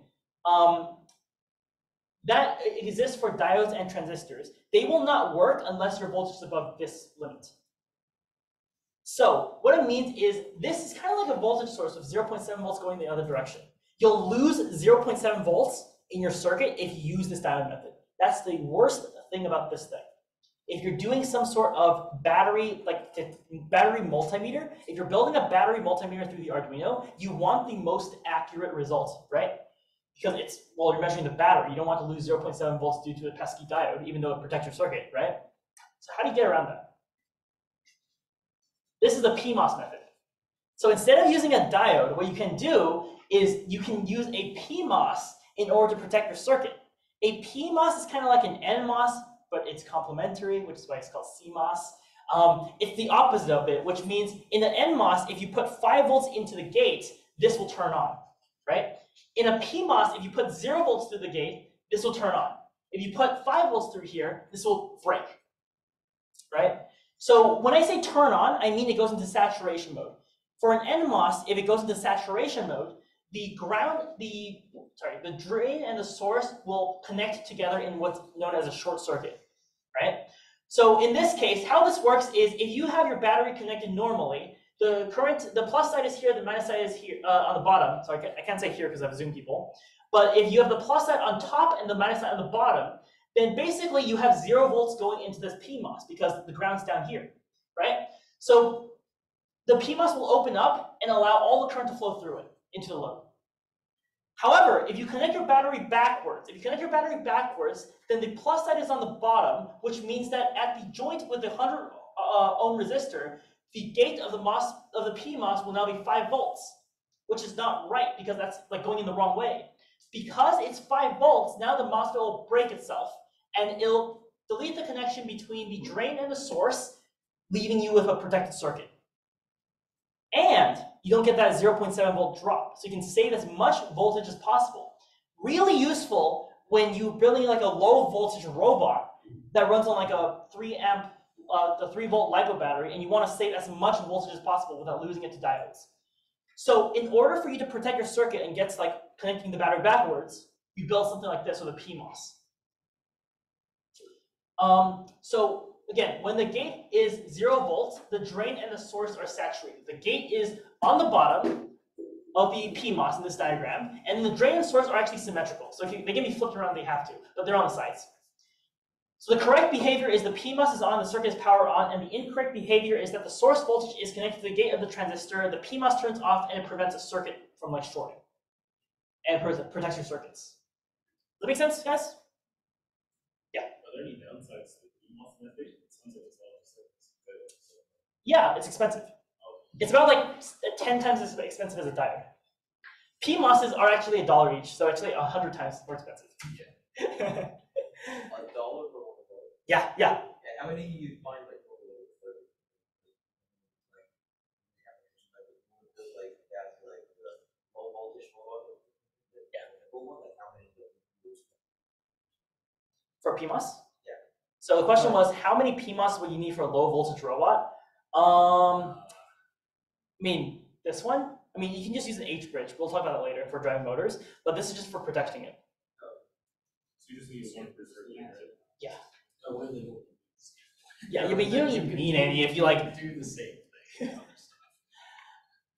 Okay, section 7, driver circuits. So we're getting to building your own circuit for like an RC car here. So how do you drive your motors? How do you drive solenoids? How do you send high signals to things? This is an NMOS circuit. This is a step-up NMOS circuit. So this was what I was talking about before. This is probably the most important circuit I've ever seen to this date. You have a 5-volt signal going into this MOSFET. This is an IRLB3034 PBF, and I think I have this here. Right. So this is a high-power MOSFET, which allows you to put 30 amps and 60 volts through it. That means whatever motor you're powering up here, you can send 30 amps and 60 volts through this MOSFET. Now, the reason it's so high is because it's protecting against voltage spikes and current spikes. Again, if this was a motor and you stop this connection immediately because it's a voltage controlled switch, like if you go from 5 volts to 0 volts immediately, what the inductor will do is say, hey, I don't like that. Let me just send all my current down into the MOSFET. This causes a current spike. If this current spike exceeds that limit, in which it does, it turns into like 120 amps immediately and blows up the MOSFET, then your circuit is dead, right? And that's probably not good if you're like doing this with an autonomous vehicle. So what you want to do is use this diode to feed the current back through the motor until it dissipates. That's the reason for this thing. So the MOSFET is a voltage controlled switch, which means if you send 5 volts into the MOSFET through the gate pin, the drain of the source will saturate, creating a short through the vertical region, and then allow for the motor or whatever you have here to connect to ground. Because we have a higher voltage up here, right? We have a 7.2 volt power source or 12 volt power source. So in regular conditions, this MOSFET will not be turned on because your switch is not turned on. If there is no connection between the drain and the source, this MOSFET will break apart, and then this motor cannot reach ground. In order for something to turn on, it must go from the power to the ground. So if there's no ground, this motor cannot turn on. The only way for the motor to turn on is if you send 5 volts into the gate of the MOSFET, causing saturation between drain and source, and getting all the current to go from the 7.2 volt source through the motor, through a resistor, all the way to ground. That turns the resistor on. All right. The IRLB3034 PBF, the IRLB series in general, has a 300 amp 40 volt limit. So it's a very powerful MOSFET. I just said that. Oh, this 10 k ohm resistor is a pull-down resistor. So some of the previous applications I said is that you kind of need this thing in case you have like some sort of really high signal going to the MOSFET. So and if I didn't have the pull-down resistor here, all of the current would just go straight into the MOSFET. It would shaft it. And that would not be good because it damages the MOSFET. So it pulls down, this pull-down resistor pulls down some of the excess current into ground. Yeah. So you said all that,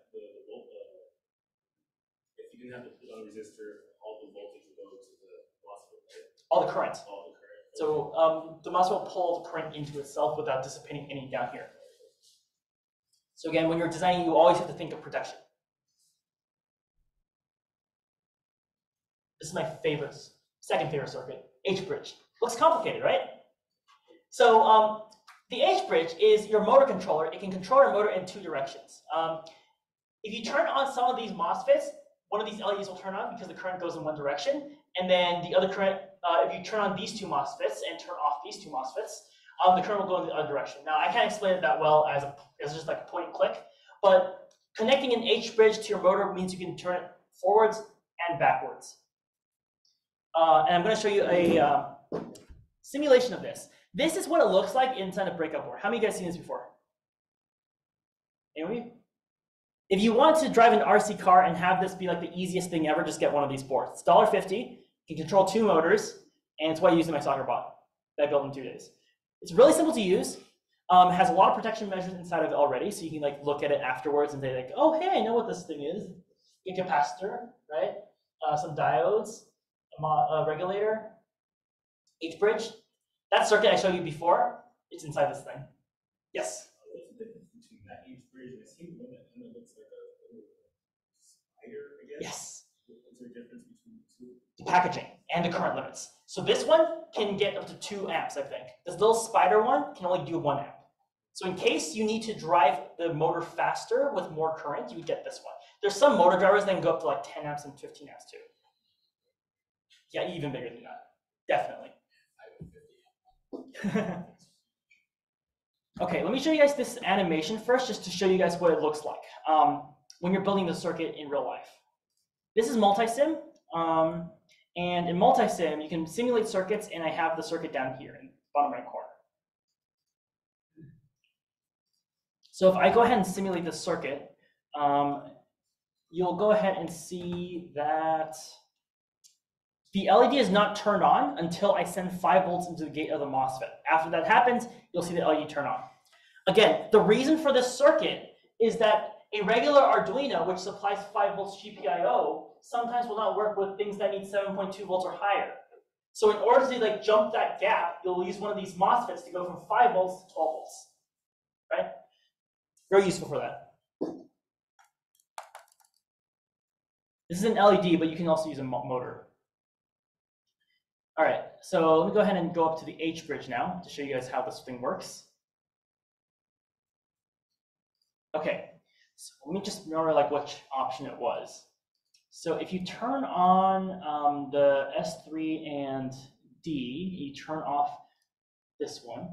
So if you turn on S3 and S6, the current is able to travel. I think this would be better off with the drawing.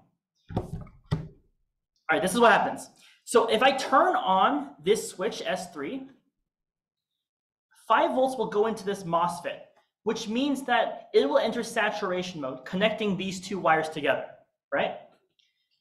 Down on the bottom right, if I connect this S6 to 5 volts, this will go ahead and connect into this bottom area here, turning this MOSFET on and creating saturation through this line. Because I did not turn Q4 on and I did not turn Q3 on, the only path for the current to travel is from the 7.2 volts all the way down here through this LED and into ground. That's the path that current travels because I turn on this Q2 MOSFET and the Q5 MOSFET. Does that make sense? Great. So the motor now has current flowing in one direction and it can drive clockwise. Let's say that. Let's see what happens when I do the other two MOSFETs. So I'm going to turn off S3 and S6, but turn on S5 and S4. So when I do this, let's see what happens. So S5 turns on this MOSFET. I'm going to do that in blue. S5 goes straight into MOSFET Q3 and creates a saturation between the source, drain and source. On Q4, this switch sends 5 volts into the gate of Q4. It creates saturation between the drain and source. And then what you have here is the current being able to travel through Q3, into the center, into this diode, and through MOSFET Q4, into ground. And that's why you can see the current traveling in the other direction now, counterclockwise. Yes? So those two separate 5-volt supplies are just to turn on the MOSFET. Correct. You can link them together. This is what happens inside of one of those L290N chips, though. Basic logic behind it. Voltage common collector. You usually just say it as like the like wherever most of your voltage connections are, which is 5 volts. When we get into PCB design, you'll learn that VCC is probably most likely used as like a polygon pour, where you get like a lot of copper on one side of the board just to compensate for any like capacitive discharge or anything like that. Yeah. Okay, so now that you guys understand the behavior of NMOSs, let's continue. MOSFETs are cool, right? They're also really expensive, so I don't know if we can get you guys some next. I did place an order for NMOSs, but like shipping crisis in China, I don't. Huh? Maybe we'll get small MOSFETs, but MOSFETs are cool. Did I talk about this? Maybe. L290s are also cool. They're really old chips, which is 1980s. They're switching over to like new versions of these chips. But currently they're out of stock, like very out of stock. I don't know if you guys know about the chip crisis, but it's very like really bad right now. I can't get any chips. Yeah, I've been trying to get you guys chips for like the workshops and stuff, but like it's like a year-long lead time. Basically, I can't get any like 18 mega 328s until like 2024.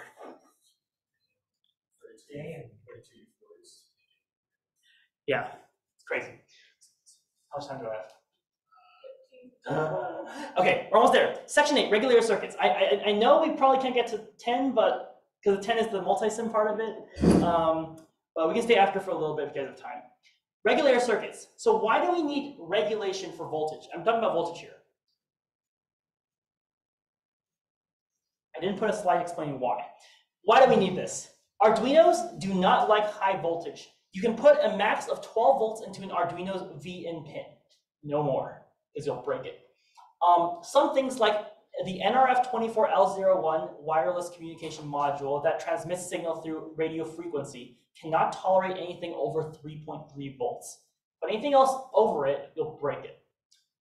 So Arduino has a tolerance of 5 volts. This RF communication has a tolerance of 3.3 volts. Motors have a tolerance of 12 volts. Some have a tolerance of 7.2 volts. There's so many like these voltages that like we need to get power from like the same circuit. So how do we do this? The answer is we regulate it from like a bigger source. So let's say we have a 16.8 volt battery.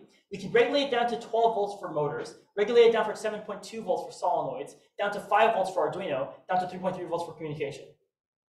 You put any greater amount of voltage in this thing, you'll like blow it up. So like, be careful. There are a couple of regulators chips I want to go over. First one's the 7805. This one's the easiest one. Like, look at this thing. The regulator. Remember how we made a voltage divider inside of a circuit when we did circuit analysis? Yeah, that's terrible. Use this instead. Because it's basically the same function packed into this little module, and it's much more resilient to current and gets you this nice little like 5-volt output at the end. You guys see this? The frequency doesn't even exist here. That means it's a pure DC voltage, according to Multisim. The function of this is a 5-volt regulator. It has a limit of 1.5 amps and an input of 7 volts to 35 volts, which means you can put in 7 volts to 35 volts into the element 7805, and you can get out a 5-volt signal outwards. Only 5 volts. 7805, only 5 volts. You can't adjust it or anything. So when you're working with regulators or any other of this chip, you have to pay very close attention to the data sheet. Or else, you might like say, I need 3 amps, but I only have 1.5 amps from this thing, and the motor is trying to get 3 amps from like this little chip thingy, and it's heating up really bad. These chips heat up, by the way. If you try to drag more current than they can handle, I burned myself on one of these things before. So read the data sheet. By the way, this is what it looks like inside of the chip.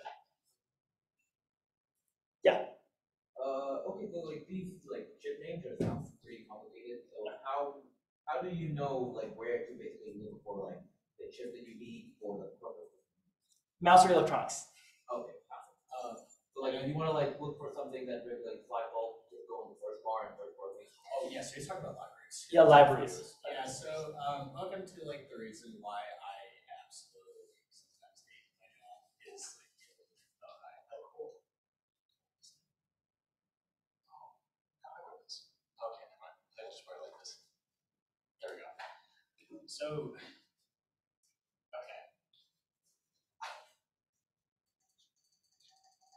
okay. So I guess the mic doesn't do a very good job with like lower ends, but okay. So the biggest problem with pretty much any CAD, right? So a PCB CAD is like what you're probably talking about, where you have to like basically set up a circuit. You've already tested it, I'm assuming, right? And you basically want to build it onto a board kind of thing. The biggest issue almost always is libraries, right? Libraries, right? And basically the idea behind it is that a library says it's a database, right? Like for the CAD, because the CAD has like no idea what a LM947 is, right? Until of course you tell it to, and that basically those libraries contain a couple different things. They said if they're cool, they contain an image. They can change at minimum. They need the footprint, and they also need the way in which you connect stuff, right? Like those are like the minimum. They need the data sheet. Yes, they need the data sheet equivalent. Yeah, cooler libraries usually have links to the actual data sheet names as well, like hyperlinks, which is really nice too. And there's ways to do that too, using like online databases. I know DigiKey uses like OpenSCAD, I think it is, for their database, or Open something, I don't know. OpenEDA? I don't know. No, because it's not a CAD, it's just like a library. Anyway, the point is that how do you basically like tell these things that like this specific resistor is supposed to be a through-hole resistor, not a surface mount one, right? Like how are you supposed to tell that? And the only way that you're really supposed to do that is through libraries. I can speak for Chris too, in the sense that you make mistakes when you build these circuits choosing the wrong component. And I've even gotten it so far as to receive like 50 boards, and I looked at it, and it's built with the wrong component. And I'm just sitting there just like, I used the wrong thing. I don't have this. And then I end up ordering that thing, and that doesn't work well. And then I just refix it and spend more money, right? Like that's just kind of the problem. But the biggest thing about like answering that question is that it's mostly just practice, right? Like learning which ones you are comfortable with, because the thing is that, I mean, as an engineer, you're not going to stray super far away. Like, it's not like 1 minute you're going to be building like just this big chunky 50 amp ESC kind of thing and then immediately jumping over to like some kind of little microcontroller thing. You typically, as an engineer, choose your domain, and by domain I mean voltage, right, for what you're working in, and then that's it, right?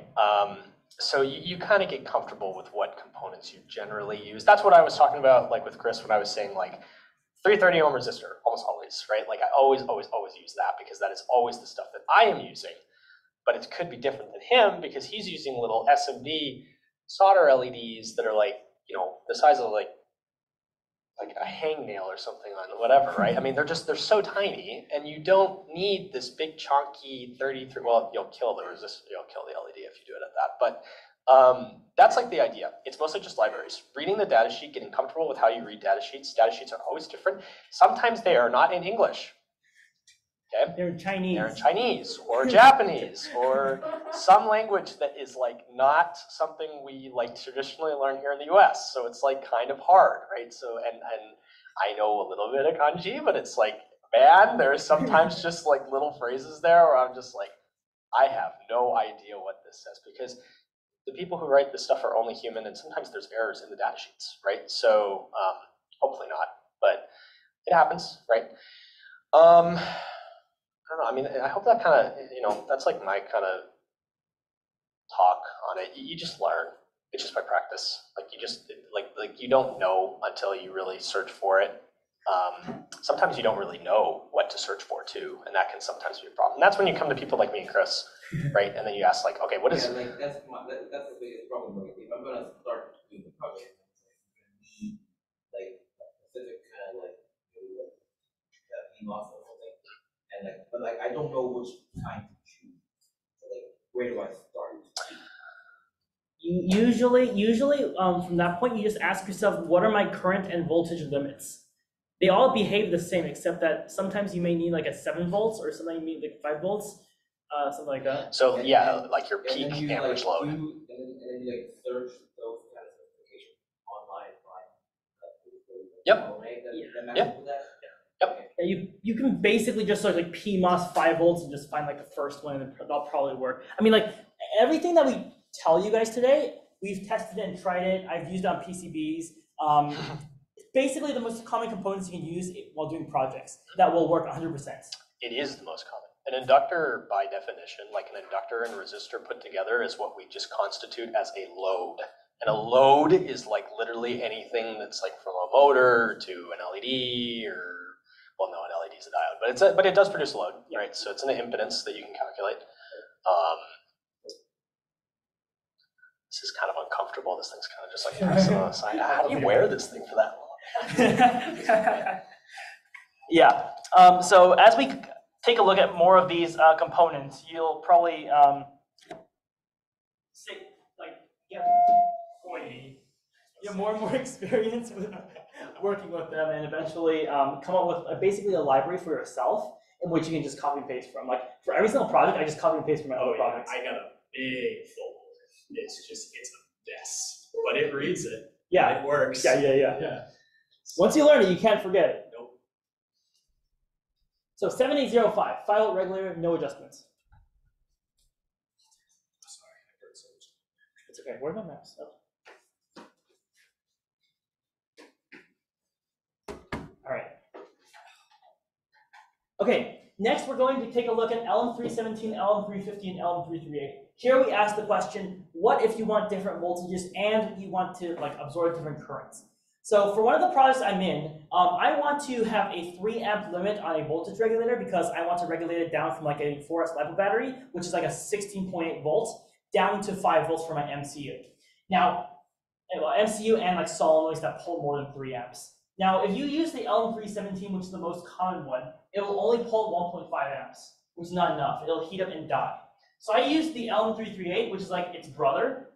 They're all like this kind of family, if you like want to call it that. Usually they all have like LM3, and then the last 2 digits change. But depending on what application you want, they can have different currents. So you got to know like your specs of every single component you use in robotics. So exactly how much current the motor can pull, you can like connect it to a power source and test it out, and then you can build your circuit based on that information. So again, these 3 chips are voltage regulators. They can take in anywhere between 1.25 to 35 amps. No, they regulate it to that.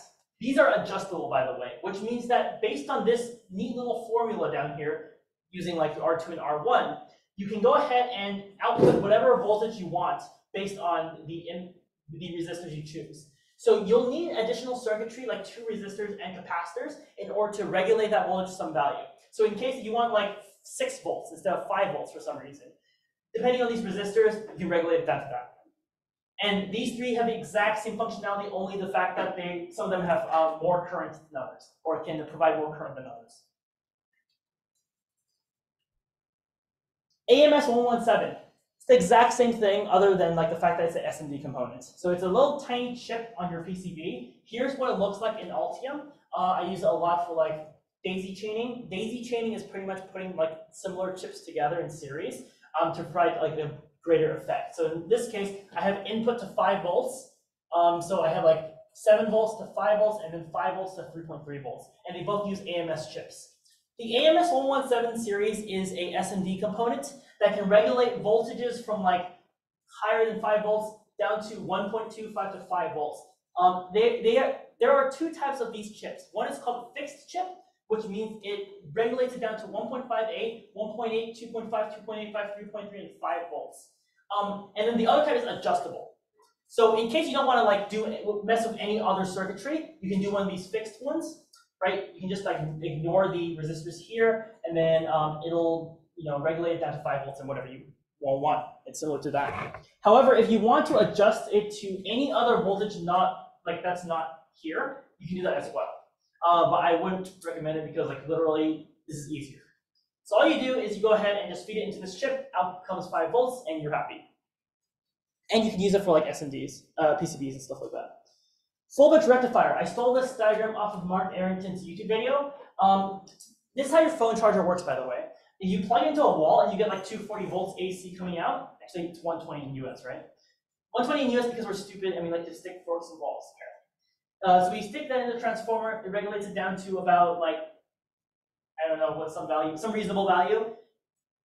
In the walls we get AC power. City voltage is AC power, which means that in order to charge your phone doesn't like seeing those little wavy lines of voltage, right? So you want a really flat DC voltage. Usually those cubes are rated at 5 volts 1 amp or 5 volts 2 amps. So it gets put through a full bridge rectifier, which smoothens out that voltage, puts through this 7805 voltage regulator and into these voltmeters, in which we'll have like a 5 volts and then whatever drain we have, which is apparently 500 microamps.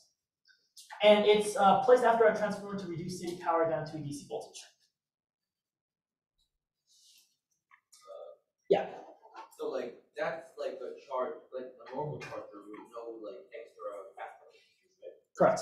So like, what if, for example, like is it a fast charging brick? Mm-hmm. How does it detect like whether your phone, if like your device has charge capacity to be able to like deliver fast charging, like higher voltage? Probably additional circuitry on the inside. Okay. Maybe. I'm giving a guess here. Sometimes companies don't release their full like schematics, so we don't really know, like iPhones, stuff like that. Okay. And Eddie? Well, any diode work with that, or do you need a specific kind of? You can use an No, in general, any diode should work. Yeah. Okay. You're fine with using any of them. Yeah. What was their capacitors inside the tube? Good question. I was hoping someone would ask that. Okay, these are smoothing capacitors. So this full bridge rectifier may not completely give you like smooth voltage. It may look like some like wacky voltage that needs to get smoothed out by these capacitors. So remember, one application of the capacitors is noise reduction. If you have some kind of like really shaky voltage, after it gets past the capacitor, it'll be really smooth. And there's multiple of them because there's multiple stages of smoothness. That's it. Cool. That's kind of, yeah. That voltage regulator is kind of cheating. Yeah. Another way you can do it that you're supposed to do it in class. Like, nah, just regulate it. Nope. Yeah. Easy way out. Okay, how much time do you have? No time. All right, logic gates. If you guys want to advance the digital logic, we're going up from transistors here into something like you can just physically take away from. Working with logic, you have no more voltages. You consider high as 1 and low as 0. High is usually 5 volts for an Arduino, 3.3 volts for ESP32. Low is 0 volts, always going to be 0 volts. When you work with logic gates, you have AND, OR, NOT, NAND, NOR, XOR, XNOR. You apply this to computation, arithmetic units, computer architecture, basically just building a computer at this point. So all the math that gets done into the computer is based on these gates. If you want to play Turing Complete, it's a really fun game. I played on stream once. And it teaches you digital logic. It's about 15 bucks on Steam. I'm not sponsored by them. For black box theory, I didn't go over this during the coding workshop, but it's really important for any engineering principle. So basically just draw a giant black box and then state what inputs you have and what outputs you have. If you can just state what inputs you have and what outputs you have, it creates a more tangible problem for you to analyze. That way you can solve it by putting things inside the black box. It's kind of like a function box, right? So stuff happens in here, and then you have to like solve by getting the inputs to the outputs in the correct positions every single time. Yeah, so again, this is something that you want to like show to a friend just to make sure they understand the problem completely before you start working on it. And the reason I'm showing you guys this because working with digital logic also has that kind of like thing where you gotta use a black box to figure out your inputs and outputs. Okay, really quickly, AND gates. Outputs high when both inputs are high. Kind of looks like that. Truth table. I stole these from tutorials points. OR gates. It outputs high when at least one input is high. So if one of these inputs, or A or B, is high, it outputs high. This is a truth table, by the way. It has all the combinations of the inputs on the left, shows you what the output is on the right. Remember that 1 is 5 volts, 0 is nothing. NOT gate. So this is an inverter gate. If your output is high, or if your input is low, your output is high. If your input is high, your output is low. It flips the input, right? NAND gates. This is the first universal gate we're going to talk about. Every single transistors or CMOS logic builds into this universal NAND gate. Everything is actually NAND or NOR gates. Nothing is AND or inverter. So this is a NAND gate. It outputs low when both inputs are low. So it's the inverse of the AND gate here. So when the input is 1, 1, the output will be 0. And here's the Boolean equation, and it is a universal gate with a CMOS equivalent. This is what the transistor diagram looks like. This is what the equivalent NAND gates for like the other gates looks like. Same thing for NOR. NOR is the inverse of the OR gate. So when you have 0, 0, it'll have 1, and if there's any 1 in the inputs, it'll output 0. This is also a universal gate and is a CMOS equivalent. This is what the transistor diagram looks like for NAND and NOR. You can see like this is an NMOS, these are PMOSs. If they have a circle, it's PMOS, which means they're the opposite of NMOS. For the NOR equivalent, the PMOSs are now connected in series, and the NMOSs are connected in parallel, and this creates the output behavior. This is what happens inside your computer, just a bunch of these gates firing really, really fast and creating all the logic. Yes? I haven't taken digital circuits yet. When do you deal with these type of gates? Digital logic. Yeah. It's a second year course. For I mean, like applications, is it that programming? So I can answer this. When you're programming an Arduino, usually this is like very, very, very low level. You're not going to touch this much. When you're programming using Arduino, it's much more high level, which means you can use like the ampersand. You're coding it basically. Yeah. So the coding is basically managing this logic. Do you want to talk about the ampersand and see? No, it's okay. So like the low level, like what job in the low level will happen?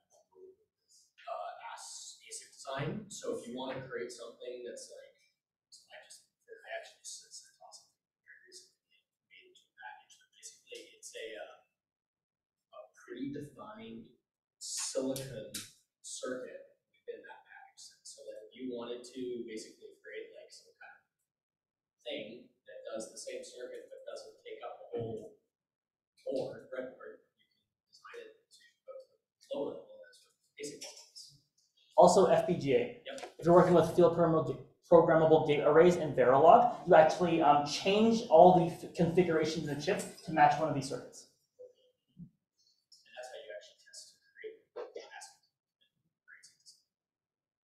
This is what the NOR equivalent looks like for all the other gates. Again, it's a universal gate, which means that every single existing physical gate is made out of NAND or NOR. XOR gate. This is the most important gate for crypto science, cybersecurity, and basically encryption in general. A lot of them use the XOR function because it's a commutative function, which means that you can have a key to scramble a message through the XOR function and have it come out the other way as the same thing. The XOR gate's application is the Odd Parity Checker, which means that if you have an odd amount of inputs, it'll give you a high output. So if you have an odd number of ones, you can have like 5 different inputs. It'll give you an output of 1 if there is an odd number of them in there. The Boolean equation is that, and the alternate equation of AND and invert gates and OR gates is this. The XNOR gate is an even parity checker. So if there is an even amount of ones or zeros, it'll give you 1. 0 is the exception. So this is the only 0, 0, 1 you'll ever see. But if you have an even amount of ones, it'll give you the 1 as an output. Oh, thank goodness. Okay, we're at section 10, Multisim Challenges. So if you guys want to practice this at home, you can download Multisim and you can go ahead and drag components onto the board and then start simulating them. You can build some of the circuits you saw in this recording. I think I have to go home and record the Multisim portion just as a tutorial, but Multisim should be pretty straightforward to use. All you got to do is find the parts library.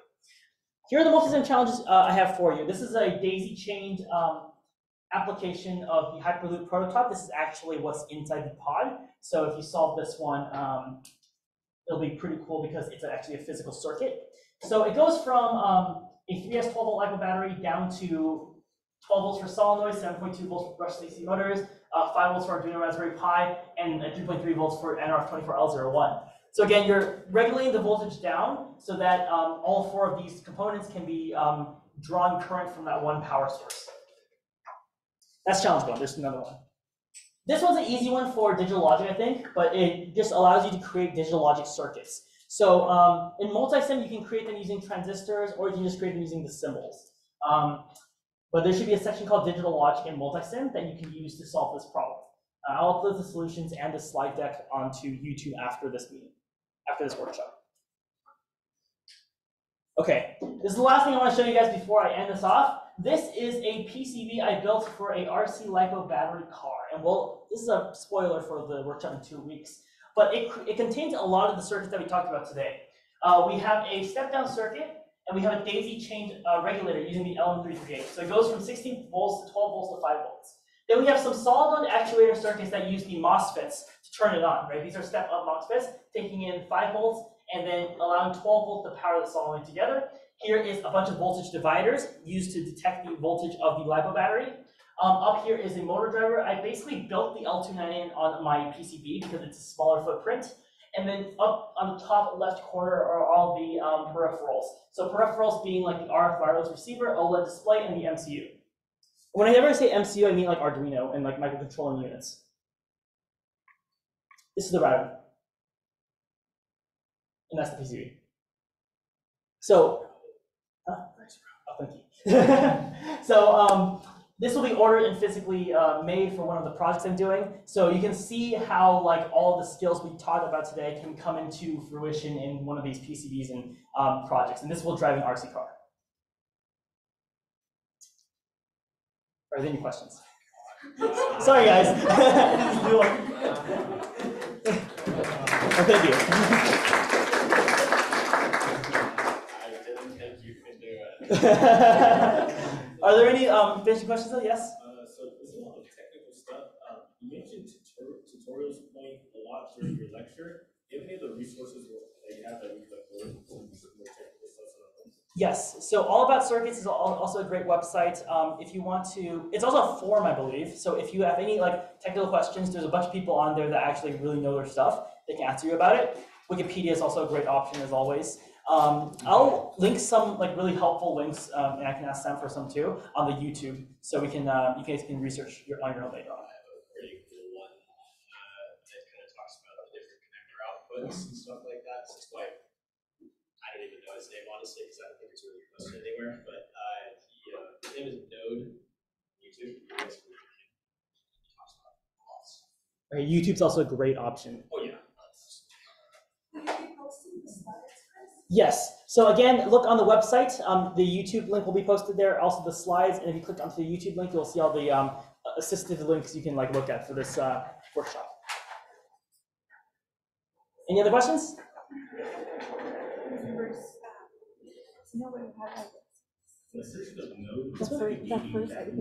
No, it's not that one. It's node. It's N-O-D-E. Node. Oh yes. Yes. All right. So for those of you who are listening on Zoom, thank you so much for coming to this workshop, and I hope you have a great rest of your day.